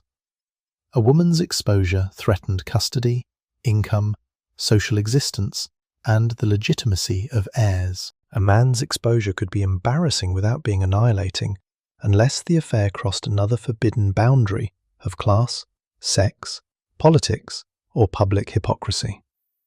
Divorce proceedings fed newspapers because they made the private body of marriage legible to the public. Detectives and servants testified about beds, doors, clothing, and hours. Hotels became evidence. Letters became admissions. A husband seeking divorce could arrange surveillance. Couples sometimes staged or manipulated circumstances to satisfy legal requirements, particularly as law evolved but remained restrictive. The court demanded a story in which guilt could be named. Real marriages offered messier combinations of loneliness, cruelty, negotiation, and mutual escape. The famous 1864 divorce case involving the Irish politician and landowner Sir Charles Mordaunt, his wife Harriet, and allegations naming prominent men, including the future Edward VII when he was Prince of Wales, later exploded into public scandal when proceedings began in 1869. Lady Mordaunt's mental condition became central, and the case raised disturbing questions about adultery, insanity, and the use of confinement. The prince appeared as a witness and denied impropriety. The spectacle showed that even royalty could be drawn toward the witness box when a mansion's sexual secrets became legal material. For women declared insane amid marital conflict, it could be impossible to separate illness from strategy in the surviving record. Genuine mental distress, postpartum illness, trauma, social rebellion, and legal convenience could overlap. A husband might sincerely believe his wife needed treatment and also benefit from her removal. Doctors depended on information supplied by relatives. The patient's anger at confinement could confirm the diagnosis. The locked door made interpretation a form of power. Children grew up learning which subjects opened such doors. An aunt was unwell. An uncle lived abroad for his health. A cousin was not received. Family vocabulary reduced scandal to weather, a cloud, an unfortunate episode, a nervous season. The child understood tone before fact. In the billiard room, men could speak more plainly. Smoke thickened the air after women withdrew. Politics, money, horses, actresses, brothels, and rumours circulated beneath masculine privilege. A story that would ruin a woman became entertainment. The room's informality did not abolish hierarchy. Younger and less powerful men studied who was allowed to joke and who must laugh. Clubs in London extended this male interior beyond the house. They provided meals, reading rooms, accommodation, networks, and refuge from domestic life. Business and political influence moved through them. A man could spend hours away while his wife's social world remained more constrained. The mansion's marriage therefore contained separate geographies: her drawing room, his club; her calling hours, his late return; her visible virtue, his protected discretion. Women created networks of their own through visits, correspondence, philanthropy, artistic circles, political campaigns, and later organizations connected to education, suffrage, temperance, and reform. The stereotype of the passive lady misses the energy with which many women used the domestic sphere as a base for public influence. Josephine Butler's campaign against the Contagious Diseases Acts, Florence Nightingale's reform work, Millicent Garrett Fawcett's constitutional suffrage leadership, and countless local efforts depended on letters, meetings, fundraising, research, and persistence, often conducted from respectable homes. The house could therefore suppress rebellion and shelter it. A morning room desk might hold petitions for women's rights beneath the household accounts. A drawing room might host polite tea and radical planning on the same afternoon. Respectability, while restrictive, could become armour. A wealthy woman could use her name and rooms to give a controversial cause access to people who would never enter a public hall. Political conflict entered dinner even when servants were ordered not to listen. The Reform Acts of 1867 and 1884 expanded the male electorate, though voting rights remained limited and uneven. Irish Home Rule divided parties and families. Trade unionism, socialism, republicanism, and suffrage challenged old authority. News of strikes and demonstrations arrived beside silver toast racks. The master complained that the lower orders no longer knew their place, while a footman carrying coffee heard every word. The same footman might read a radical newspaper in bed. Print made the mansion porous. Newspapers, serialized novels, pamphlets, religious tracts, advertisements, and circulating library books entered daily.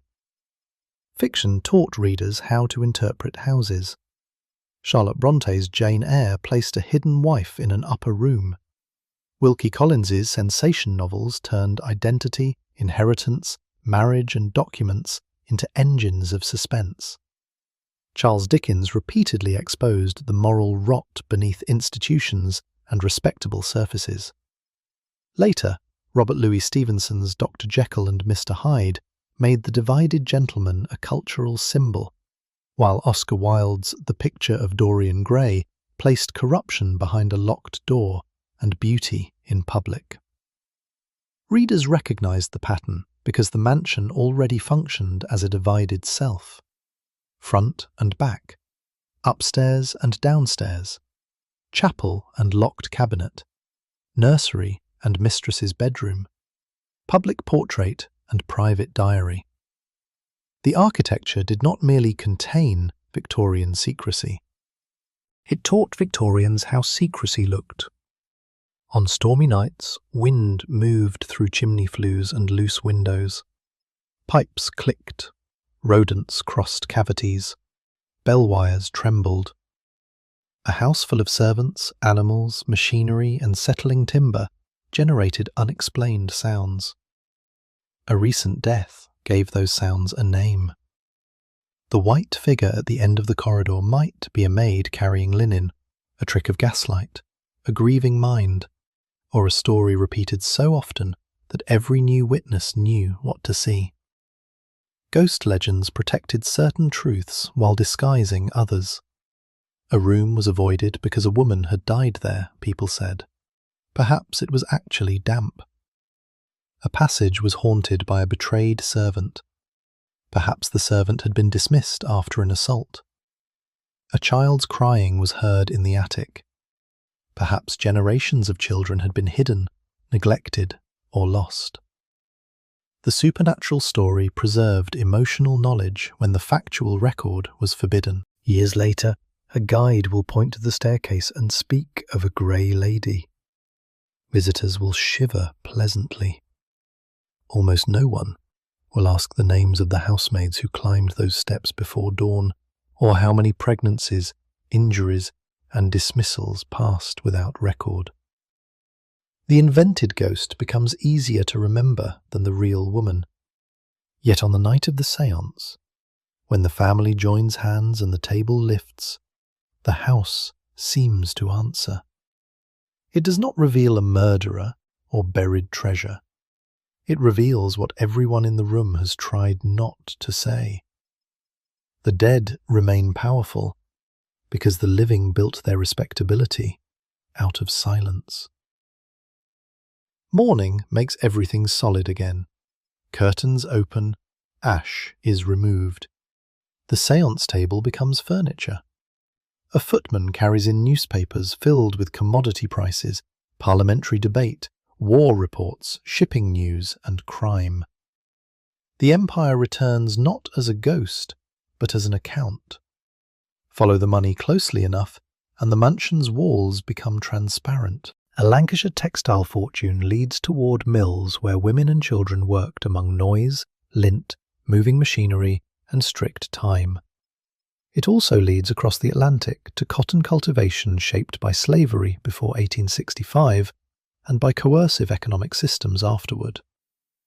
A sugar fortune leads toward Caribbean plantations whose ownership and compensation history continued to enrich British families after emancipation.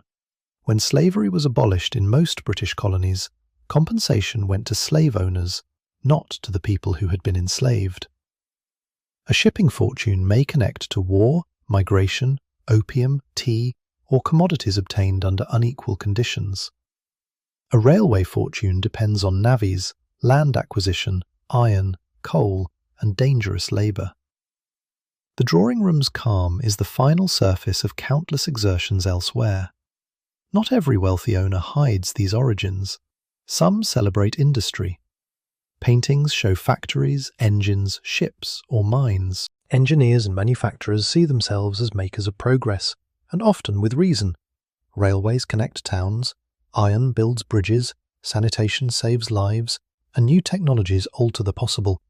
Philanthropy establishes libraries, hospitals, parks, schools, model villages, and museums.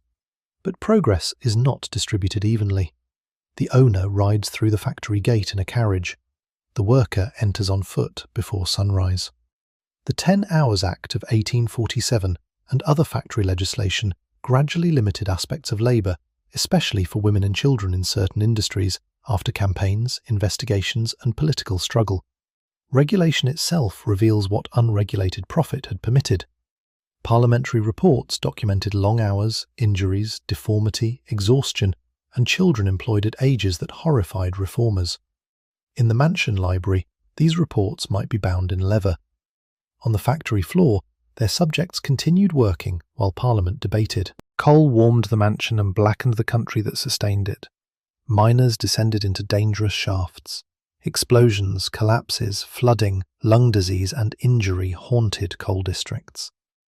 The Mines and Collieries Act of 1842 prohibited women and girls and boys under 10 from working underground, following public outrage shaped by official investigation. The reform removed some workers from the pits, but did not abolish poverty or danger. Every scuttle carried upstairs contained compressed evidence of that underground world. The servants handling the coal did not need a political lecture to understand its weight. They carried it in baskets. Soot entered their skin and clothing. Chimney sweeps, including children earlier in the century, faced brutal and hazardous conditions. The Chimney Sweepers Act of 1875, associated with decades of campaigning, including the efforts of Lord Shaftesbury, strengthened licensing and enforcement after earlier laws had failed to end the use of climbing boys. A clean chimney in a rich house could therefore conceal a history of small bodies forced into narrow flues. In the conservatory, the family takes tea beneath palms and ferns. Glass and iron create a private climate, a miniature empire of plants. Fern collecting became a Victorian enthusiasm, sometimes called pteridomania. Orchid collecting could become expensive and competitive, with specimens transported from distant environments and large numbers dying in transit. The conservatory displayed scientific curiosity, wealth, engineering, and control over season. Snow might lie outside, while tropical leaves shone in artificial warmth. Plants brought practical and political histories with them. Kew Gardens and imperial botanical networks helped identify, classify, transfer, and commercialize species. Botanical exchange could support medicine and food, but it also served empire. Cinchona, associated with quinine, and rubber plants, became part of projects to relocate economically valuable species under imperial control. A specimen in a mansion was not merely decoration, it belonged to a worldwide contest over knowledge and profit. The people who travelled with empire could also enter British homes, though records often filtered them through exoticizing language. Indian ayahs accompanied British families, caring for children during long voyages and residence. Some were abandoned in Britain when employers no longer needed them, left far from home with limited resources. Charitable lodging arrangements, including the later Ayah's Home in London, emerged in response to these patterns. A child might remember an Ayah's songs for life, while the family archive barely recorded her surname. Black servants and attendants appeared in British households across centuries, their experiences shaped by origin, legal status, racism, class, and individual circumstance. By the Victorian era, Black Britons, sailors, students, performers, professionals, and colonial visitors formed diverse communities and presences, despite a national story that often imagined black life as elsewhere. In portraits and photographs, a person of colour might be positioned as evidence of the owner's travel or status, rather than represented as an individual with a history.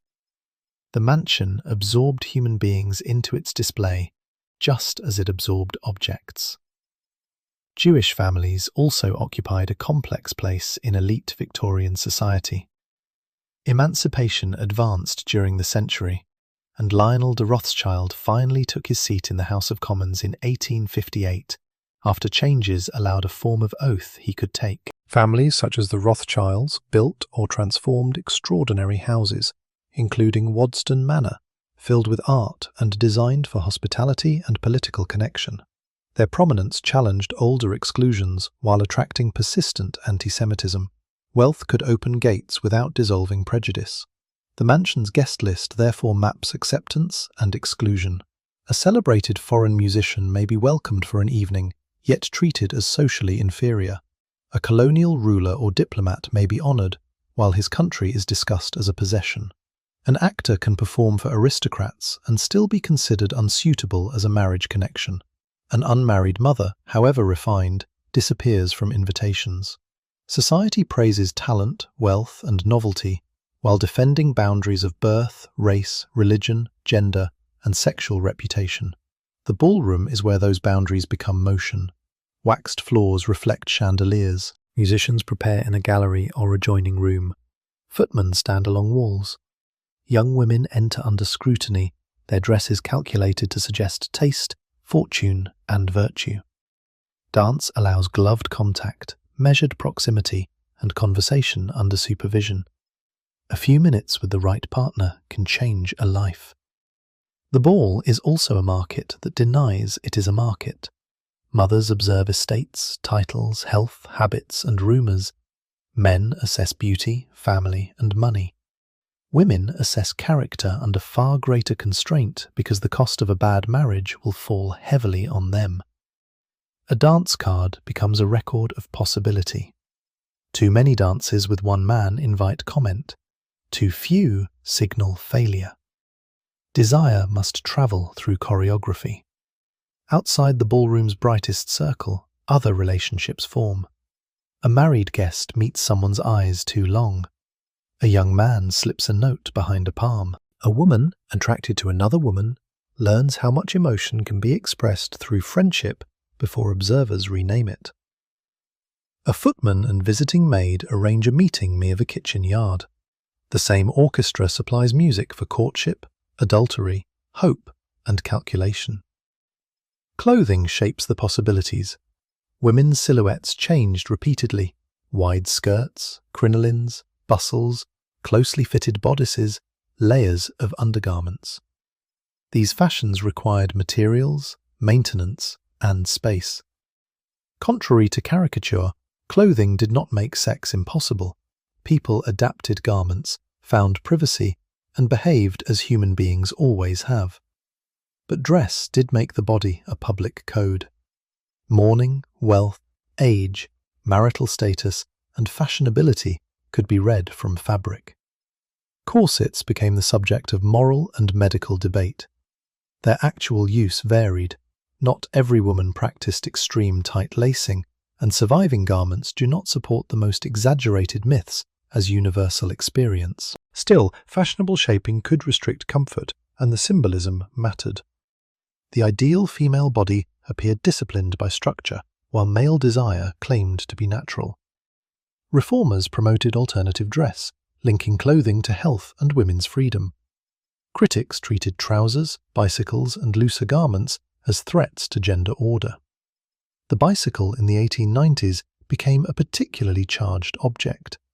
It expanded women's independent mobility, encouraged practical clothing, and allowed movement beyond the carriage schedule and chaperone.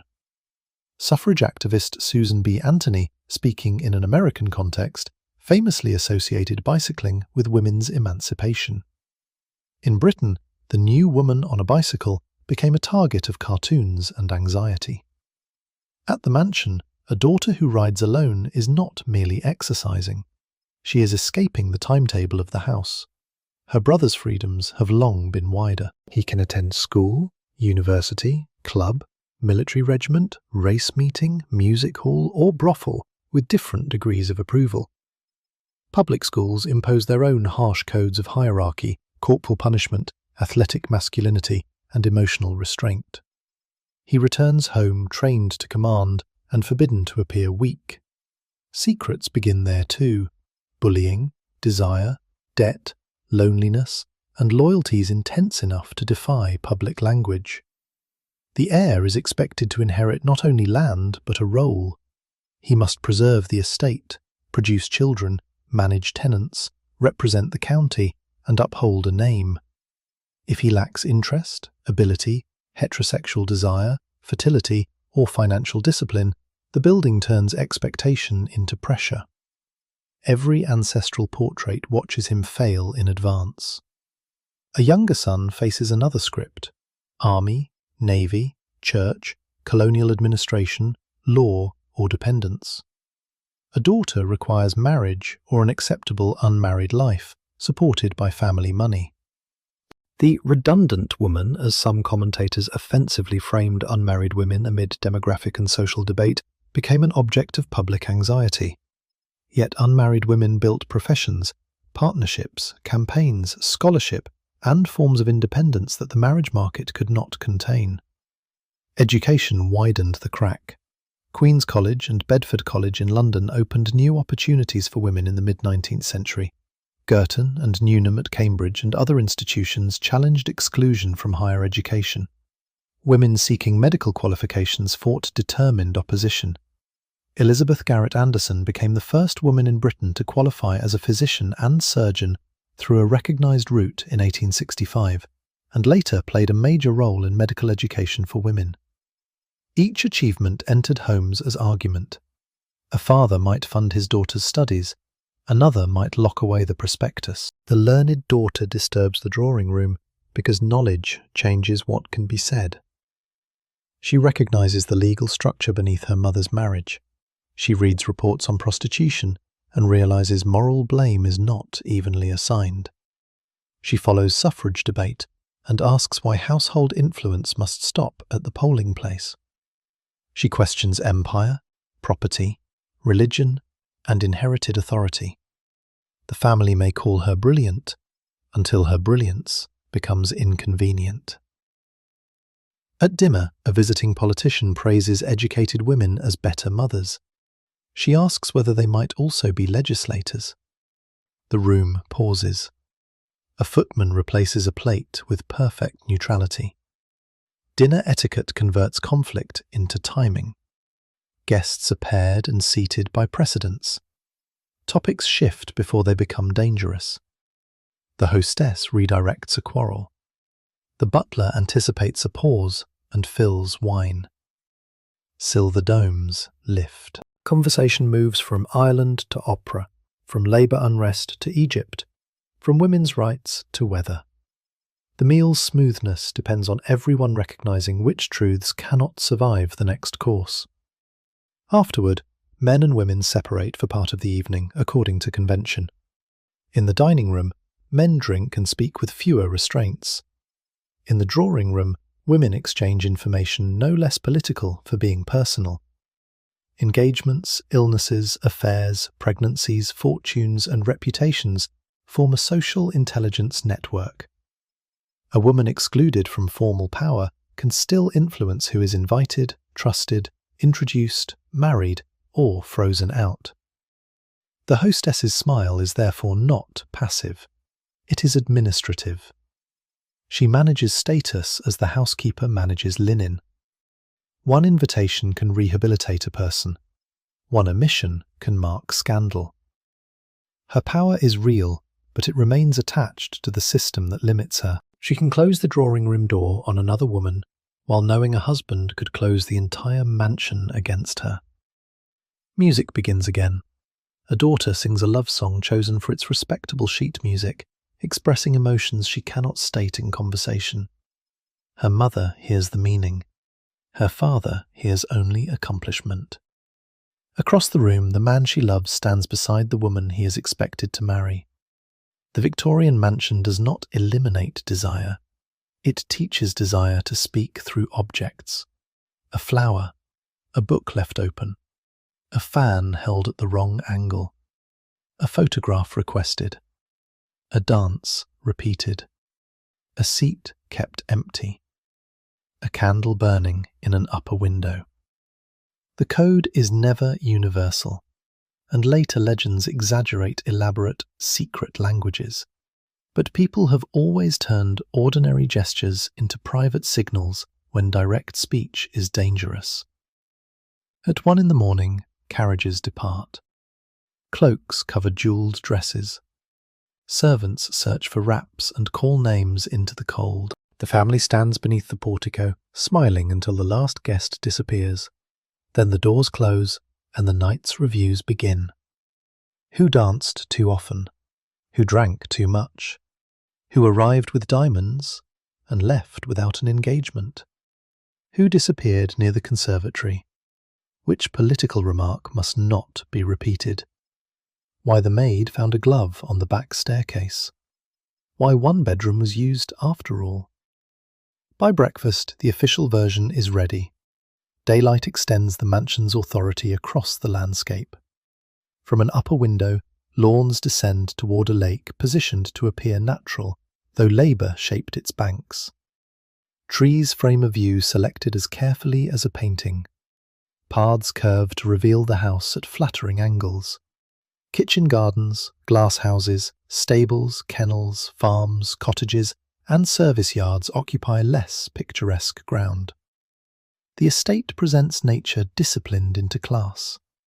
Gardeners maintain this illusion through physical knowledge. The head gardener can hold a respected position, managing staff, budgets, fruit, vegetables, flowers, glass houses, and fashionable specimens. Under him, men dig, prune, roll, mow, heat, carry, weed, and propagate. Walled gardens use brick, shelter, aspect, manure, and heated structures to force peaches, grapes, pineapples, and other produce beyond ordinary local seasons. A pineapple at dinner is more than fruit. It is a demonstration that money can command climate. The glass houses consume fuel and attention. Boilers must be fed, pipes inspected. Frost can destroy years of work in one night.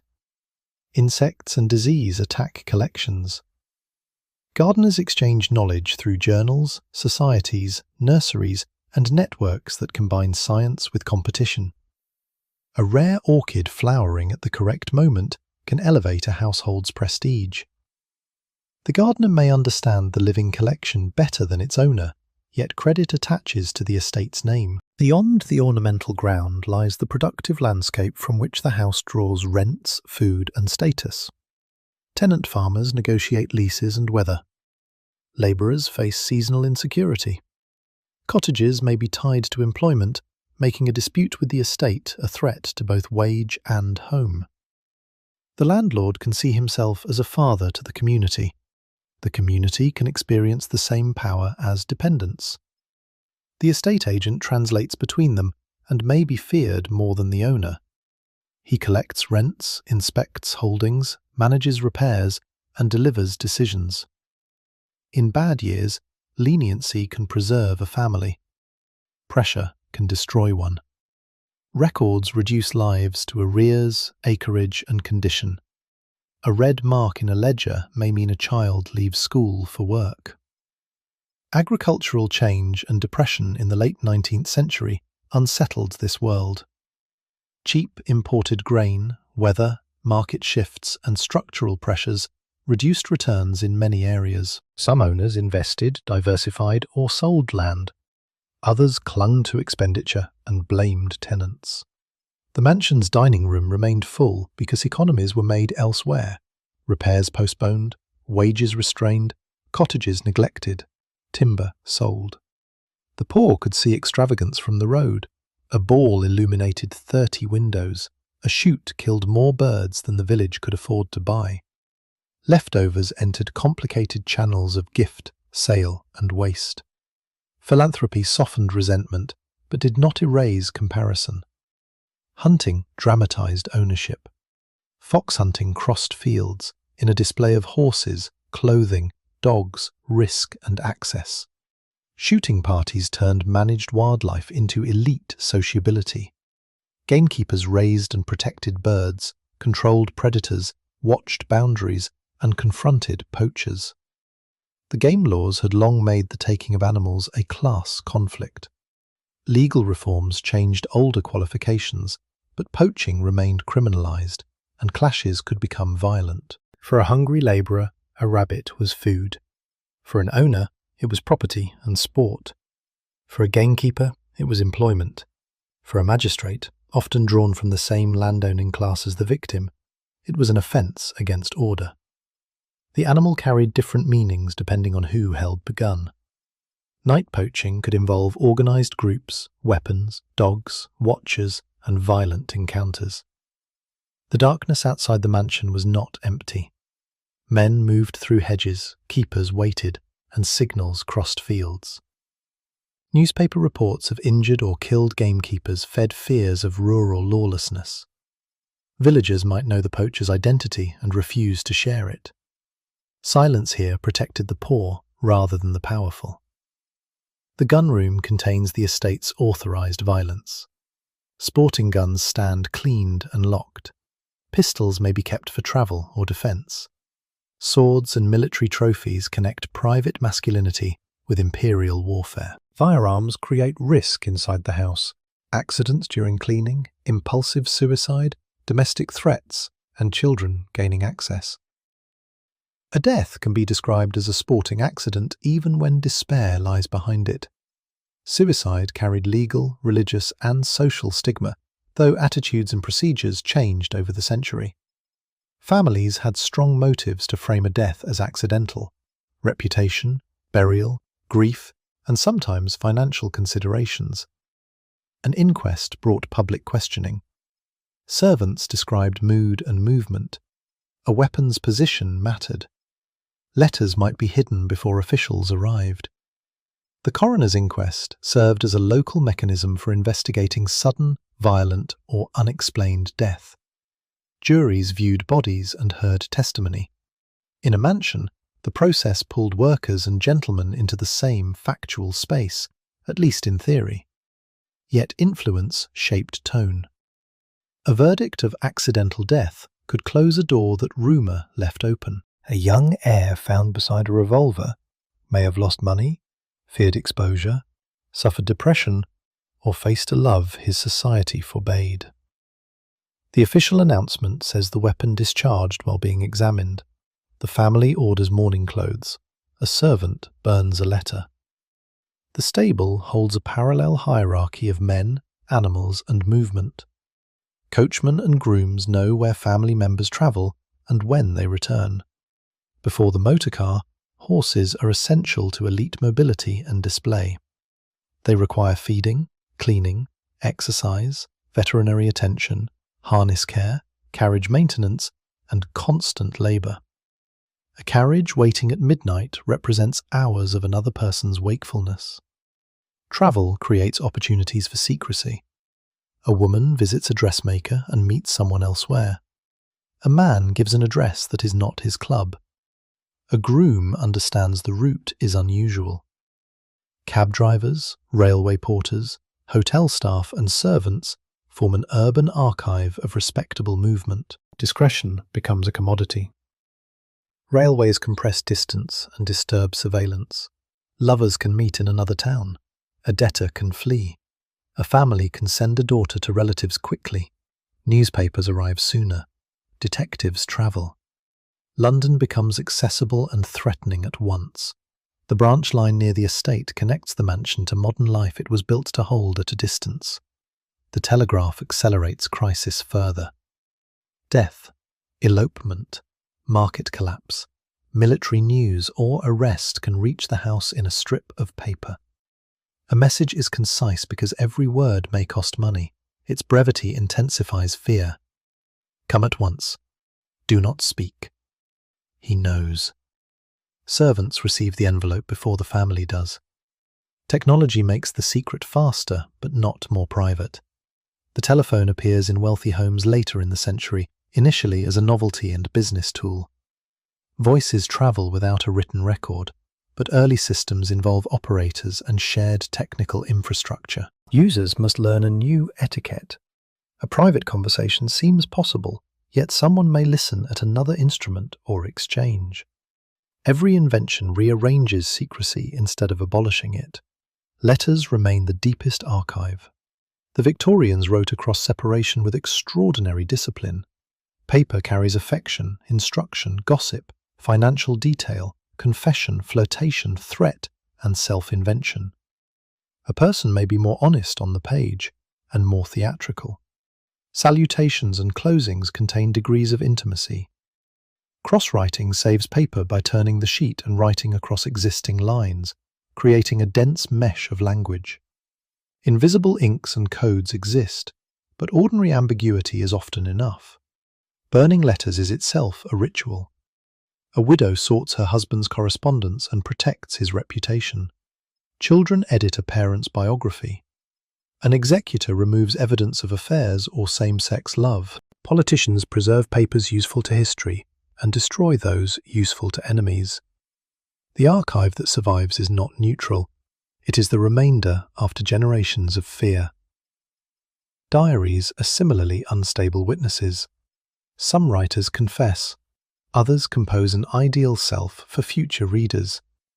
Blank days may mean boredom, crisis, illness, or caution. Names become initials. A sexual encounter appears as the usual. A violent argument becomes difficulty at breakfast. Modern researchers can mistake euphemism for absence. Account books may tell what diaries conceal. Repeated payments to a woman in another town. Medical fees at unexplained intervals. Railway tickets that contradict public travel. Rent for a small house. Money given to a former maid. School fees for a child outside the family. Objects purchased twice because one household is hidden behind another. Solicitors know more than priests. They draft marriage settlements, wills, trusts, separations, debt agreements, and quiet payments. Legal privilege and professional caution turn offices into vaults of family truth. An old will can threaten the living. A codicil written during illness can reverse expectation. Questions of capacity invite accusations. The doctor, lawyer, companion, and favoured child become characters in a drama over the bed. Inheritance creates motive because the mansion cannot be divided emotionally, even when law can divide assets. Primogeniture and settlement practices often concentrated landed property in the male line, though arrangements varied. Younger children received portions or allowances. Daughters' fortunes were negotiated through marriage settlements. Entails and strict settlements attempted to preserve estates across generations, limiting what the current holder could sell. The owner could feel like custodian and prisoner simultaneously. An heir born outside marriage threatens this system because biology and legality diverge. So does infertility. So does a secret earlier marriage. Bigamy cases fascinated the public in a mobile society where records were local, identities could shift, and people disappeared into cities or colonies. A man might establish two households separated by railway lines and lies. A woman discovering the truth faced emotional devastation and uncertain security. The 1861 Offences Against the Person Act consolidated laws that included bigamy as an offence, but enforcement depended on discovery and evidence. Marriage certificates, witnesses, letters, and travel records became weapons. A wedding photograph could prove intimacy, but not legal freedom. The mansion might display the second wife, while the first lived in poverty under another name. Legitimacy was not only private shame, it structured title, property, and social position. Families therefore guarded birth dates and marriage dates with arithmetic. A premature baby could be described as unusually healthy. A child might be raised as a sibling rather than offspring. Servants attending the birth held explosive knowledge, which could later be denied or purchased. Midwives, nurses, and doctors entered at moments when the household's hierarchy became bodily. They saw who stayed near the labouring woman, which husband was absent, what injuries existed, whether the infant appeared full term, and how panic altered decisions. Their testimony could settle an inheritance case years later. Memory, professional status, and payment would all be examined. The family Bible records births, marriages, and deaths in confident ink. Its entries appear sacred and objective, yet someone chose what to write. Under the roof, the alleged heir sleeps beneath an embroidered coverlet, unaware that 3 adults have built their futures around the exact hour of his arrival. In the estate office, the legal documents wait. In a cottage beyond the park, another child with the same eyes grows up without a surname anyone powerful will acknowledge. The mansion's secret is not always that the wrong person inherited. It is that inheritance made truth negotiable. On Sundays, the family walks to church through a private gate. Tenants and labourers watch them enter the pew associated with the estate. The sermon praises duty, purity, and the blessings of order. Stained glass glows above polished brass memorials naming generations of the family. A servant sits where servants are expected to sit. In the churchyard, social distinction narrows but does not disappear. Large monuments rise over some graves, others have no durable marker. Infant names cluster on family stones. Servants may be buried far from the household they sustained. A disgraced relative rests under carefully limited wording. The dead are arranged as the living wished to be remembered. After service, charity is distributed, grievances delivered, invitations signalled, and alliances observed. The church door connects theology to estate management. A tenant who challenges rent may feel the landlord's gaze during prayer. A young woman whose pregnancy has become visible may stop attending. Her absence is treated as confession. The family returns across the lawn. From a distance, they form a perfect group: father, mother, daughters, heir, younger son. The house rises behind them as proof. No one looking from the village road can see the lawyer's letter in the father's pocket, the bruises under the mother's sleeve, the daughter's plan to leave, the heir's hidden debt, the younger son's forbidden love, or the kitchen maid who is late. The landscape has been designed to conceal distance. The family appears close because the path forces them into one frame. Inside, the dressing room restores each person to a role. Clothes do not simply cover the Victorian body, they organise it. A gentleman's valet brushes coats, removes stains, prepares studs, warms shaving water, maintains boots, and notices evidence the wearer forgets to hide. Mud reveals a root. Perfume suggests company. A torn cuff records a struggle. A theatre programme remains in a pocket after a man claimed to be at his club. The valet's intimacy is carefully masculinized as service. He handles underwear, razors, hair preparations, medicines, and correspondence. He may know that his employer wears padding, dyes grey hair, treats a sexual infection, or carries a woman's portrait. In literature and life, the trusted valet can become accomplice, guardian, creditor, or threat. Loyalty may be rewarded with wages, gifts, and influence. It may also require complicity. The lady's maid holds equivalent knowledge under different social pressure. She laces, pins, fastens, brushes, washes, alters, packs, and repairs. She sees the mistress's body outside public construction. She knows whether a waist is natural or shaped, whether hair is supplemented with purchased pieces, whether jewellery has been pawned and replaced with paste, whether tears preceded dinner, whether pregnancy has begun, and whether bruises need covering. The relationship can be affectionate, tyrannical, dependent, or all three. A mistress may confide in a maid more honestly than in her husband, while still dismissing her over a suspected indiscretion. The maid travels with her, carries messages, and creates alibis. In an affair, she can control access and correspondence. Her silence has economic value, but emotional cost. Beauty itself has a hidden workforce and chemical risk. Cosmetics never vanished from Victorian life, despite moral suspicion that painted faces signalled vanity, theatre, or sexual availability. Women used powders, rouges, creams, hair dyes, and preparations marketed through euphemism. Some products contained lead, mercury, arsenic, or other harmful substances.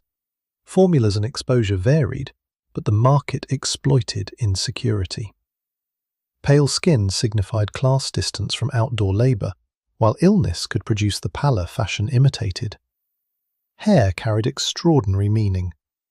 Long female hair represented beauty and femininity, yet in public it was dressed and controlled. Loose hair belonged to intimacy, illness, childhood, art, or transgression. Hair jewellery transformed the body into memorial. Locks were exchanged by lovers. Hair from the dead crossed time in brooches and wreaths. Dealers also supplied human hair for fashionable styles, disconnecting it from the unknown women who sold or lost it. The mirror reflects a body trained by judgment. Manuals instruct posture, movement, cleanliness, conversation, and emotional restraint. Men receive codes too: self-command, courage, sexual discretion, financial responsibility, and the avoidance of visible sentiment. Failure becomes private ritual. A man practices confidence before entering his own dining room. Hygiene is more varied and sophisticated than the myth that Victorians never washed, yet infrastructure and custom differ widely. People wash with basins, cloths, soap, sponge baths, hip baths, full baths, and showers in some advanced installations.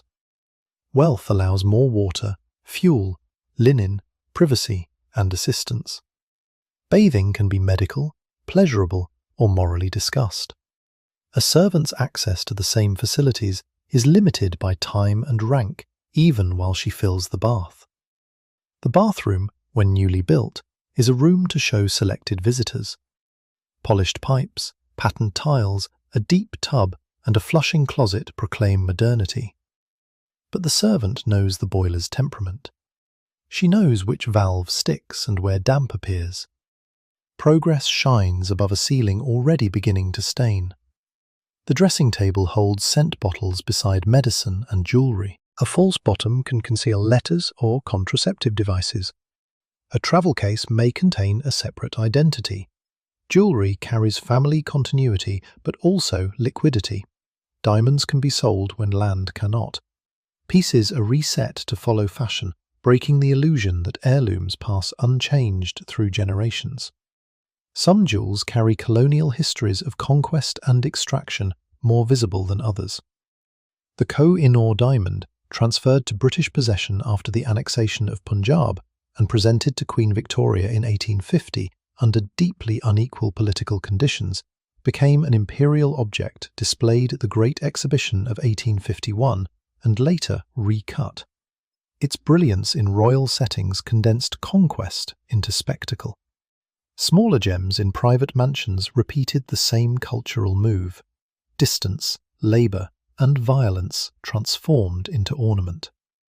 The Great Exhibition itself, held in Joseph Paxton's Crystal Palace in Hyde Park, celebrated industry, empire, design, and global display. Millions visited. Machines, raw materials, manufactured goods, and objects from across the world appeared beneath iron and glass. For the wealthy, purchasing and collecting could continue the exhibition at home. The mansion became a private catalogue of modern reach. But collections created authenticity problems. Dealers embellished provenance, owners misread origins, fakes entered cabinets.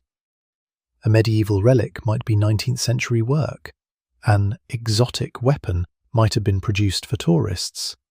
A portrait might acquire a more prestigious sitter after purchase. The owner wanted objects to certify taste and lineage, which made him vulnerable to anyone who understood desire. Fraud moved elegantly through elite society. Confidence tricksters adopted titles, accents, military stories, or overseas fortunes. They entered drawing rooms through introductions and exploited reluctance to ask direct questions about money. A well-cut coat could function as temporary evidence. The social system relied on recognition by the right people. Once admitted, a fraudster borrowed their credibility. Marriage fraud was especially dangerous. A charming man could court an heiress while concealing debt, wife, identity, or criminal history. Families investigated through solicitors, but romance and urgency defeated caution. Women could deceive as well, though their access to independent movement and finance was more restricted. Sensational fiction fed on the stranger whose manners opened a door no burglar could force. Servants were instructed to recognize impostors, begging letter writers, false tradesmen, and callers seeking information. The front door became an intelligence post. A casual question: is the master at home? When does the family return? How many servants remain? Could prepare a robbery. A well-trained servant answered without revealing routine. The post brought scams directly inside. Begging letters described illness, widowhood, shipwreck, or genteel distress. Some were genuine, others were mass-produced or strategically targeted. Charitable families had to distinguish need from performance, often using class prejudice as their guide. A grammatical error could condemn a truthful appeal. Refined handwriting could protect a lie. Photography increased both evidence and deception. Portrait studios offered painted backdrops, costumes, props, retouching, and controlled pose. Composite images and spirit photographs showed that a medium associated with truth could be manipulated. A photograph could identify a criminal, preserve a dead child, advertise an actress, exchange desire, or fabricate a ghost. The camera did not end secrecy. It gave secrecy a new surface. Police increasingly used photographs and measurement to identify repeat offenders, while newspapers reproduced criminal faces. The body became data. Yet, elite subjects usually chose how they were photographed. The family album and the police archive belonged to the same technology, but opposite relations of power. In the schoolroom, children paste photographs into albums and write captions whose certainty will mislead descendants. Uncle Arthur's friend, nurse, at Brighton. The unnamed person may be central to the family's emotional history. The caption protects the official relation. Sexual images also circulated through photography despite obscenity law. Because exposure required time, equipment, space, and distribution, production often involved organized commerce. Models could be exploited, identities concealed, and buyers protected by privacy. Erotic photographs might imitate classical art or Oriental fantasy to blur the boundary between culture and pornography. The same collector could condemn music hall indecency and own a locked portfolio. The theatre fascinated and threatened respectable society because performers occupied public bodies. Successful actresses could achieve fame, wealth, and access to elite circles, yet old associations between performance and sexual availability persisted. Gentlemen pursued actresses and dancers. Wealthy patrons supported performers. Marriages across the social divide provoked curiosity. The stage offered women income and visibility, but exposed them to predatory assumptions. Music halls provided entertainment across a broader social spectrum, mixing songs, comedy, dance, alcohol, and topical humor. A gentleman visiting incognito could claim anthropological curiosity, or simply seek freedom from his own code. A servant on an evening out might occupy the same building at a cheaper level. For a few hours, mansion hierarchy entered a louder world, though money still decided the seat. London's West End, pleasure districts, railway stations, parks, theatres, restaurants, hotels, and streets enabled meetings impossible in the country house. The city granted anonymity and multiplied witnesses.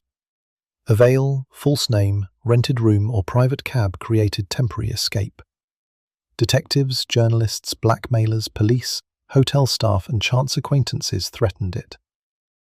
The mansion received people back from the city and attempted to wash away context. Evening clothes were brushed, tickets burned. A late arrival entered through a side door. A husband kissed his sleeping wife after visiting another woman. A daughter replaced a letter in the locked desk. A son paid his valet double. The house recorded every return materially. Wax dripped from the candle carried upstairs. Mud dried on the boot. The side door bolt moved. A clock stopped because someone touched it. A servant lost sleep waiting. This is why domestic secrets are rarely held by only two people. An affair that feels private may involve a maid, valet, coachman, hotel porter, telegraph clerk, florist, jeweller, landlord, doctor, solicitor, and creditor. Respectability survives not through the absence of witnesses, but through their unequal reasons to remain silent. Money is one reason. Loyalty is another. Fear is stronger. Shame can be strongest of all. A blackmailer understands the network and searches for its weakest link.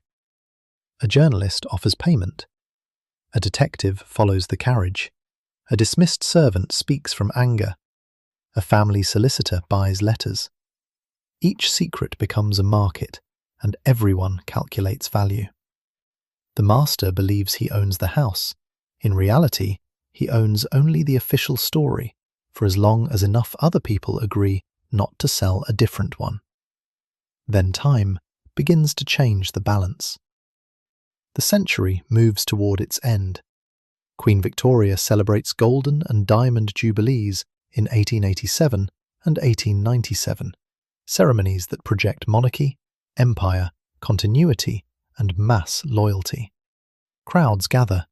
Electric lights multiply. Motion pictures appear. Motor vehicles disturb horses. The telephone rings in more offices and wealthy homes. Women organize more openly for political rights. Workers form stronger movements. Irish politics remain unsettled. Scientific discoveries make the world feel less stable and more measurable at once.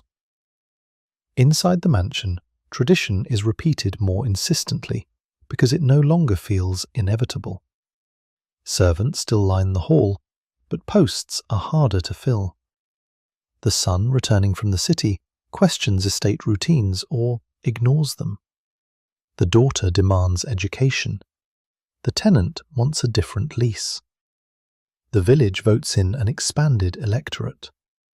Newspapers criticize men whose grandfathers were never publicly challenged. Socialism enters conversation as both program and nightmare. The Finance Act of 1894, associated with Chancellor William Harcourt, introduced graduated estate duty that placed new pressure on large inheritances. It did not instantly destroy the country house, as simplified stories sometimes suggest, but it became part of a wider economic transformation. Agricultural depression, debt, changing investments, maintenance costs, taxation, and later the enormous disruption of the First World War altered the viability of many estates. The mansion's apparent permanence begins to look expensive. Victoria dies at Osborne House on the Isle of Wight on January 22, 1901. The woman whose name defined the age had lived long enough to become a symbol beyond ordinary personality. Her death does not make society change overnight. Victorian habits, buildings, laws, prejudices, and people continue into the new century. Yet the date gives later generations a doorway. They close one era and open another as neatly as a footman dividing rooms. The mansion continues under Edwardian light. Dinner may become less rigid in some houses, technology more reliable, leisure more visible. But the hidden machinery remains. Servants still rise early. Women still confront legal and social inequality. Imperial wealth still decorates rooms. Sexual lives remain more varied than public codes. Family secrets do not obey reigns. Then war reaches the front steps. The First World War lies beyond Victoria's reign, but it transforms the afterlife of Victorian houses. Sons, servants, gardeners, grooms, tenants and labourers leave for military service. Some never return. Houses become hospitals, convalescent homes, training sites, or administrative spaces. Women take on roles previously closed to them. Staff shortages intensify. Income and certainty collapse. Long casualty lists expose the human cost behind ancestral ideas of service and glory. A ballroom built for dances may hold hospital beds. The polished floor hears crutches. Portraits of officers from earlier wars look down on young men with wounds industrial warfare has made on an unprecedented scale. The mansion's size, isolation, and prestige make it useful to the state. Private space becomes national infrastructure. After the war, returning to the old performance is difficult. Wages, expectations, technology, and social relations have changed. Many people no longer accept residential service under pre-war conditions. Families close floors, sell art, reduce staff, open houses to paying visitors, or abandon estates. The Second World War later brings more requisition, damage, and transformation. Across the 20th century, numerous country houses are demolished because owners cannot maintain them and buyers do not want them. Demolition is a second death.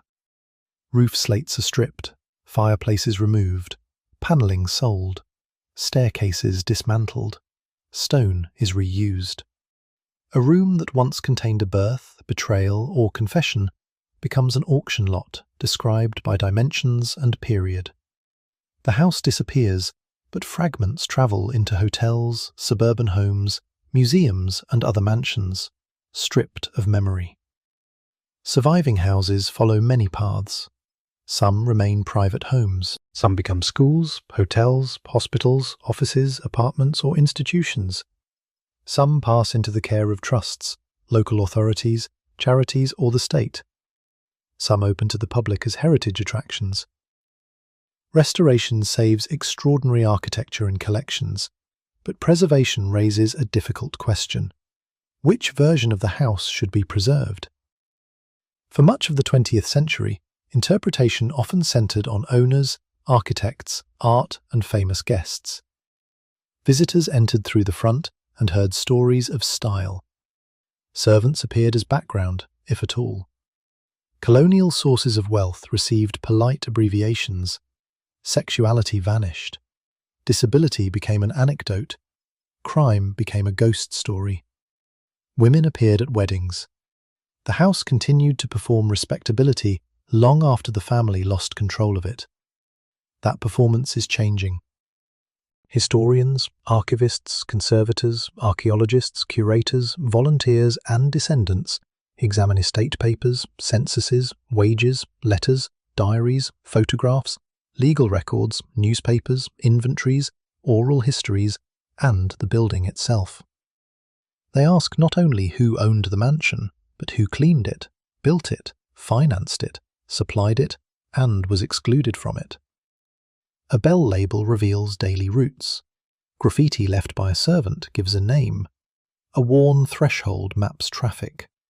Wallpaper analysis identifies arsenic. Bones from a kitchen midden reveal diet. Account books connect decoration to empire. The census can restore a household for one night. Names appear in order: head, wife, children, visitor, governess, butler, footman, cook, maid, nurse. Ages and birthplaces widen the map. A 16-year-old servant from a distant county stands in the record beside a duke because both slept beneath the same roof. Yet the census still offers only categories. It cannot tell whether she was afraid. Wage books trace service across years, but reduce people to payment. A maid appears, receives quarterly wages, and disappears. Did she marry, fall ill, become pregnant, quarrel, emigrate, or die? Historians search parish registers, marriage certificates, passenger lists, court records, and other households. Sometimes the trail returns a whole life. Often it ends at the back door. Newspaper archives amplify scandal, but require caution. Victorian reporting could be partisan, sensational, moralizing, racist, sexist, or simply wrong. Court testimony captures detail, but not pure truth. Witnesses protect themselves, memory fails, and lawyers shape answers. Diaries reveal inward life, but survive selectively. Official records reflect official priorities. The historian's task resembles walking through a dark house with a lamp that illuminates only one corner at a time. The building supplies another kind of testimony. Remove later paint and an earlier colour emerges. Open a wall and bell wires remain. A blocked doorway shows that circulation changed. Small attic fireplaces indicate where servants slept. A bathroom inserted into a former dressing room records new plumbing. Locks, scratches, burn marks, patched floors, and nail holes preserve decisions no one wrote down. Even absence can be evidence. Few servants' personal objects survive because their possessions were limited, mobile, and judged unimportant. Few records describe sexual abuse because power enforced silence. Few photographs identify working people fully because the camera served the family archive. The empty space is not proof of a specific event, but it warns us that survival follows status. Modern visitors often want the hidden passage first. They ask where the body was found, which room is haunted, whether the owner had a mistress, and what happened behind the locked door. Curiosity is not the enemy of history. Mystery draws us across the threshold. The danger comes when a dramatic legend replaces the ordinary systems that harmed far more people. The most important concealed passage may be the route from global labour to domestic luxury. The most revealing locked room may be the servant's attic. The most consequential family secret may be an unpaid wage, an unacknowledged child, or a wife's lack of legal freedom. No skeleton is required, and yet individual drama matters because systems act through individual bodies. Florence Maybrick stood in a courtroom while the nation debated poison, adultery, and female guilt. Oscar Wilde entered prison because law transformed intimacy into crime. Josephine Butler faced abuse and hostility while exposing state control of women under the Contagious Diseases Acts. Elizabeth Garrett Anderson forced a path into medicine. Annie Besant and Charles Bradlaugh made reproductive information a public battle. Jon Snow followed cholera through streets, and Joseph Bazalgette built sewers on a scale that changed urban survival. These names enter the mansion through newspapers, medicine, law, water, and conversation. The less famous people enter through work. A mason raises the wall. A carpenter shapes the stair. A paper hanger breathes pigment dust. A kitchen maid wakes the range. A groom waits in rain. An ayah calms a child on a voyage between continents. A laundress lifts a sheet from boiling water. A tenant pays rent after a failed harvest. A miner cuts the coal that warms the drawing room. A factory girl tends machinery that makes the curtain. A sailor transports the tea. A servant carries it upstairs. The mansion gathers their labour and presents it under one family's name. Walk through a preserved house today, and the senses can mislead. Rooms are quieter than they were. Fires may be unlit. Food does not decay in the larder. Horses do not stamp in the stable. Bells do not interrupt. The smell of coal, soap, bodies, gas, leather, damp, cooking, flowers, animals, and waste has vanished. Ropes keep visitors from touching surfaces that servants once scrubbed daily. Silence makes luxury look effortless again. To imagine the house truthfully, restore the noise. At 5 a.m, iron strikes grate, a pail touches stone. At 6, boots move along the passage. At 7, nursery feet run overhead. At 8, breakfast covers lift. Bells begin. The post arrives. A horse is harnessed. The cook shouts. A child recites Latin. A piano repeats the same bar. A tenant waits in the office. A delivery cart backs into the yard. A maid breaks a cup and stops breathing for 1 second. At noon, the house smells of roasting meat and furniture polish. Visitors call. A doctor leaves. A telegram arrives. In the garden, men turn soil. In the laundry, steam hides faces. In the library, an account is altered. In the morning room, a letter is concealed. In the nursery, a child asks why an aunt never visits. At dusk, lamps are lit one by one. Clothing changes. Jewellery leaves the safe. Servants eat quickly. Guests arrive.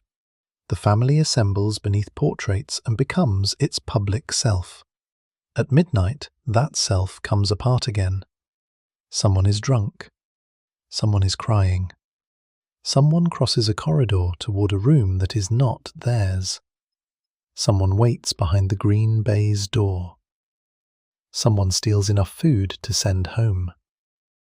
Someone burns a note. Someone hears a bell and knows answering it is dangerous. By dawn, the evidence has been removed. This cycle explains the mansion more clearly than any floor plan. It is a place where hundreds of actions are converted into one image of calm. Every polished object is the end of a process. Every social rule conceals a negotiation. Every locked door protects someone and imprisons someone else. It would be easy to judge the Victorians only as hypocrites. They preached purity and pursued desire, celebrated domestic love and tolerated unequal marriage, praised Christian charity and profited from exploitation, worshipped progress and filled homes with new hazards. The charge is not false, but it is incomplete. Hypocrisy was not simply a defect of unusually dishonest people. It was a structural response to impossible ideals enforced by unequal power. A gentleman taught that masculinity required command, concealed fear. A woman taught that virtue required sexual innocence, concealed knowledge. A servant taught that survival required obedience, concealed anger. A family taught that lineage required legitimacy, concealed a child. An empire taught that rule represented civilization, concealed extraction. The mansion gave each concealment a room. Victorians also challenged their own age. Reform did not arrive from a morally superior future. It came from people living inside the contradictions. Workers who organized, women who campaigned, investigators who documented abuse, engineers who rebuilt infrastructure, doctors who changed practice, writers who exposed cruelty, believers who redefined conscience, and ordinary individuals who refused the role assigned to them. The house was never unanimous. That matters because its secrets are not safely finished. Modern homes still turn invisible labour into visible comfort. Domestic workers still enter private spaces where legal protection can be difficult to enforce. Wealth still transforms distant extraction into beautiful objects. Families still edit photographs, inherit silence, conceal addiction, and protect reputation. Architecture still decides who enters through which door. Technology still promises privacy while creating new forms of observation. Respectability still persuades outsiders that harm cannot happen in a beautiful room. We no longer ring a labelled servant bell, but we summon labour through screens. We no longer write every confession in ink, but our messages form archives others may discover.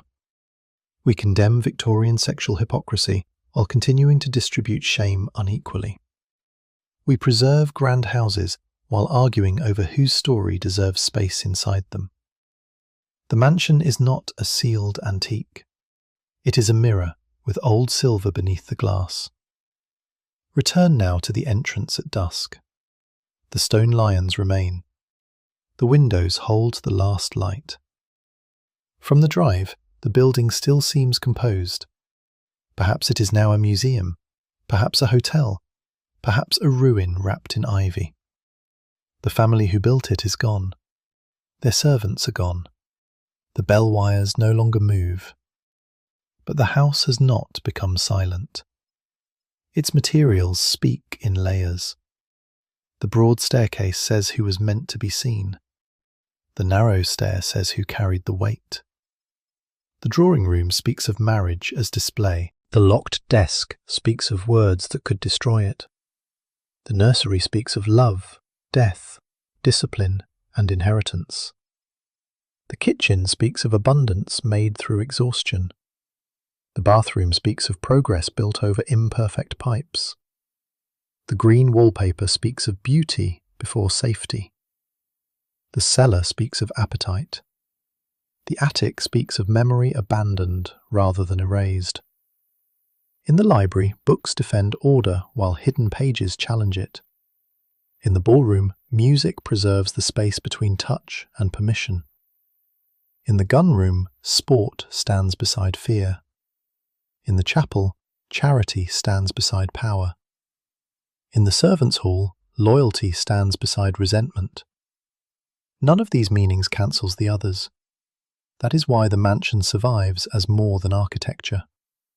Its deepest secret is not a single affair, murder, ghost, or hidden fortune. It is the distance between what the house displayed and what the house required. It displayed leisure and required labour. It displayed purity and required silence about desire. It displayed family unity and required the removal of inconvenient people. It displayed ancient stability and required new money. It displayed English comfort and required global resources. It displayed moral authority and required witnesses to lower their eyes. Once that distance becomes visible, every room changes. The silver no longer shines alone. The hand polishing it enters the image. The tea no longer arrives from nowhere. Plantation, ship, warehouse, kitchen, and tray follow it to the cup. The portrait no longer proves harmony. Absence gathers around its frame. The locked door no longer promises only scandal. It asks who possessed the key. And the person holding the key was not always free. Some owners were trapped by inheritance, gender, debt, illness, desire, or the expectations of a name. Their suffering was real, but the mansion distributed captivity by rank. One person's cage was lined with silk and supported by law. Another person's cage was a wage, a character, and the threat of the workhouse. To recognize both is not to call them equal. History becomes honest when it can hold intimacy and structure in the same room. A husband and wife may love one another within an unequal law. A mistress may care for a maid and exploit her labour. A landlord may fund a school and evict a tenant. A collector may preserve knowledge and participate in imperial theft. A reformer may challenge one injustice while accepting another. Human contradiction does not weaken the story. It is the story. The mansion asks us to resist the comfort of heroes and monsters.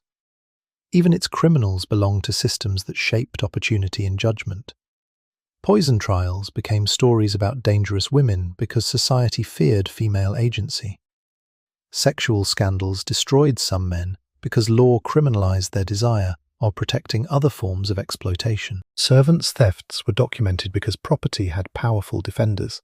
Stolen labor often vanished into routine. What remains today is therefore both evidence and invitation. Open the inventory and ask who made each object. Read the guest book and ask who waited outside. Study the marriage settlement and ask what the bride could choose. Follow the account to the plantation, mine, factory, or tenant farm. Read the servant's line in the census until it becomes a person rather than a role. Treat gossip as a clue, not proof. Treat silence as a question, not permission to invent. The house will never reveal everything. Some letters burned completely. Some children were renamed. Some assaults left no record anyone preserved. Some love survived only in gestures witnesses misunderstood. Some workers lived and died without entering an archive. Historical honesty includes that limit. We can refuse to pretend certainty while also refusing to let official silence become innocence. Night settles over the roof. For a moment, imagine the building in its prime. Gas flames hiss, coal glows, rain touches the conservatory, a carriage rolls away. Somewhere below, a maid removes the last dinner plate. Somewhere above, a woman turns a key in a writing desk. A man stands before a mirror and rehearses tomorrow's lie. A child wakes and hears footsteps in a passage. The footsteps are not a ghost, they belong to someone whose name the house was designed to forget. That is the secret still hidden inside the Victorian mansion. Not that its walls were silent, but that for more than a century we listened only to the people in the portraits.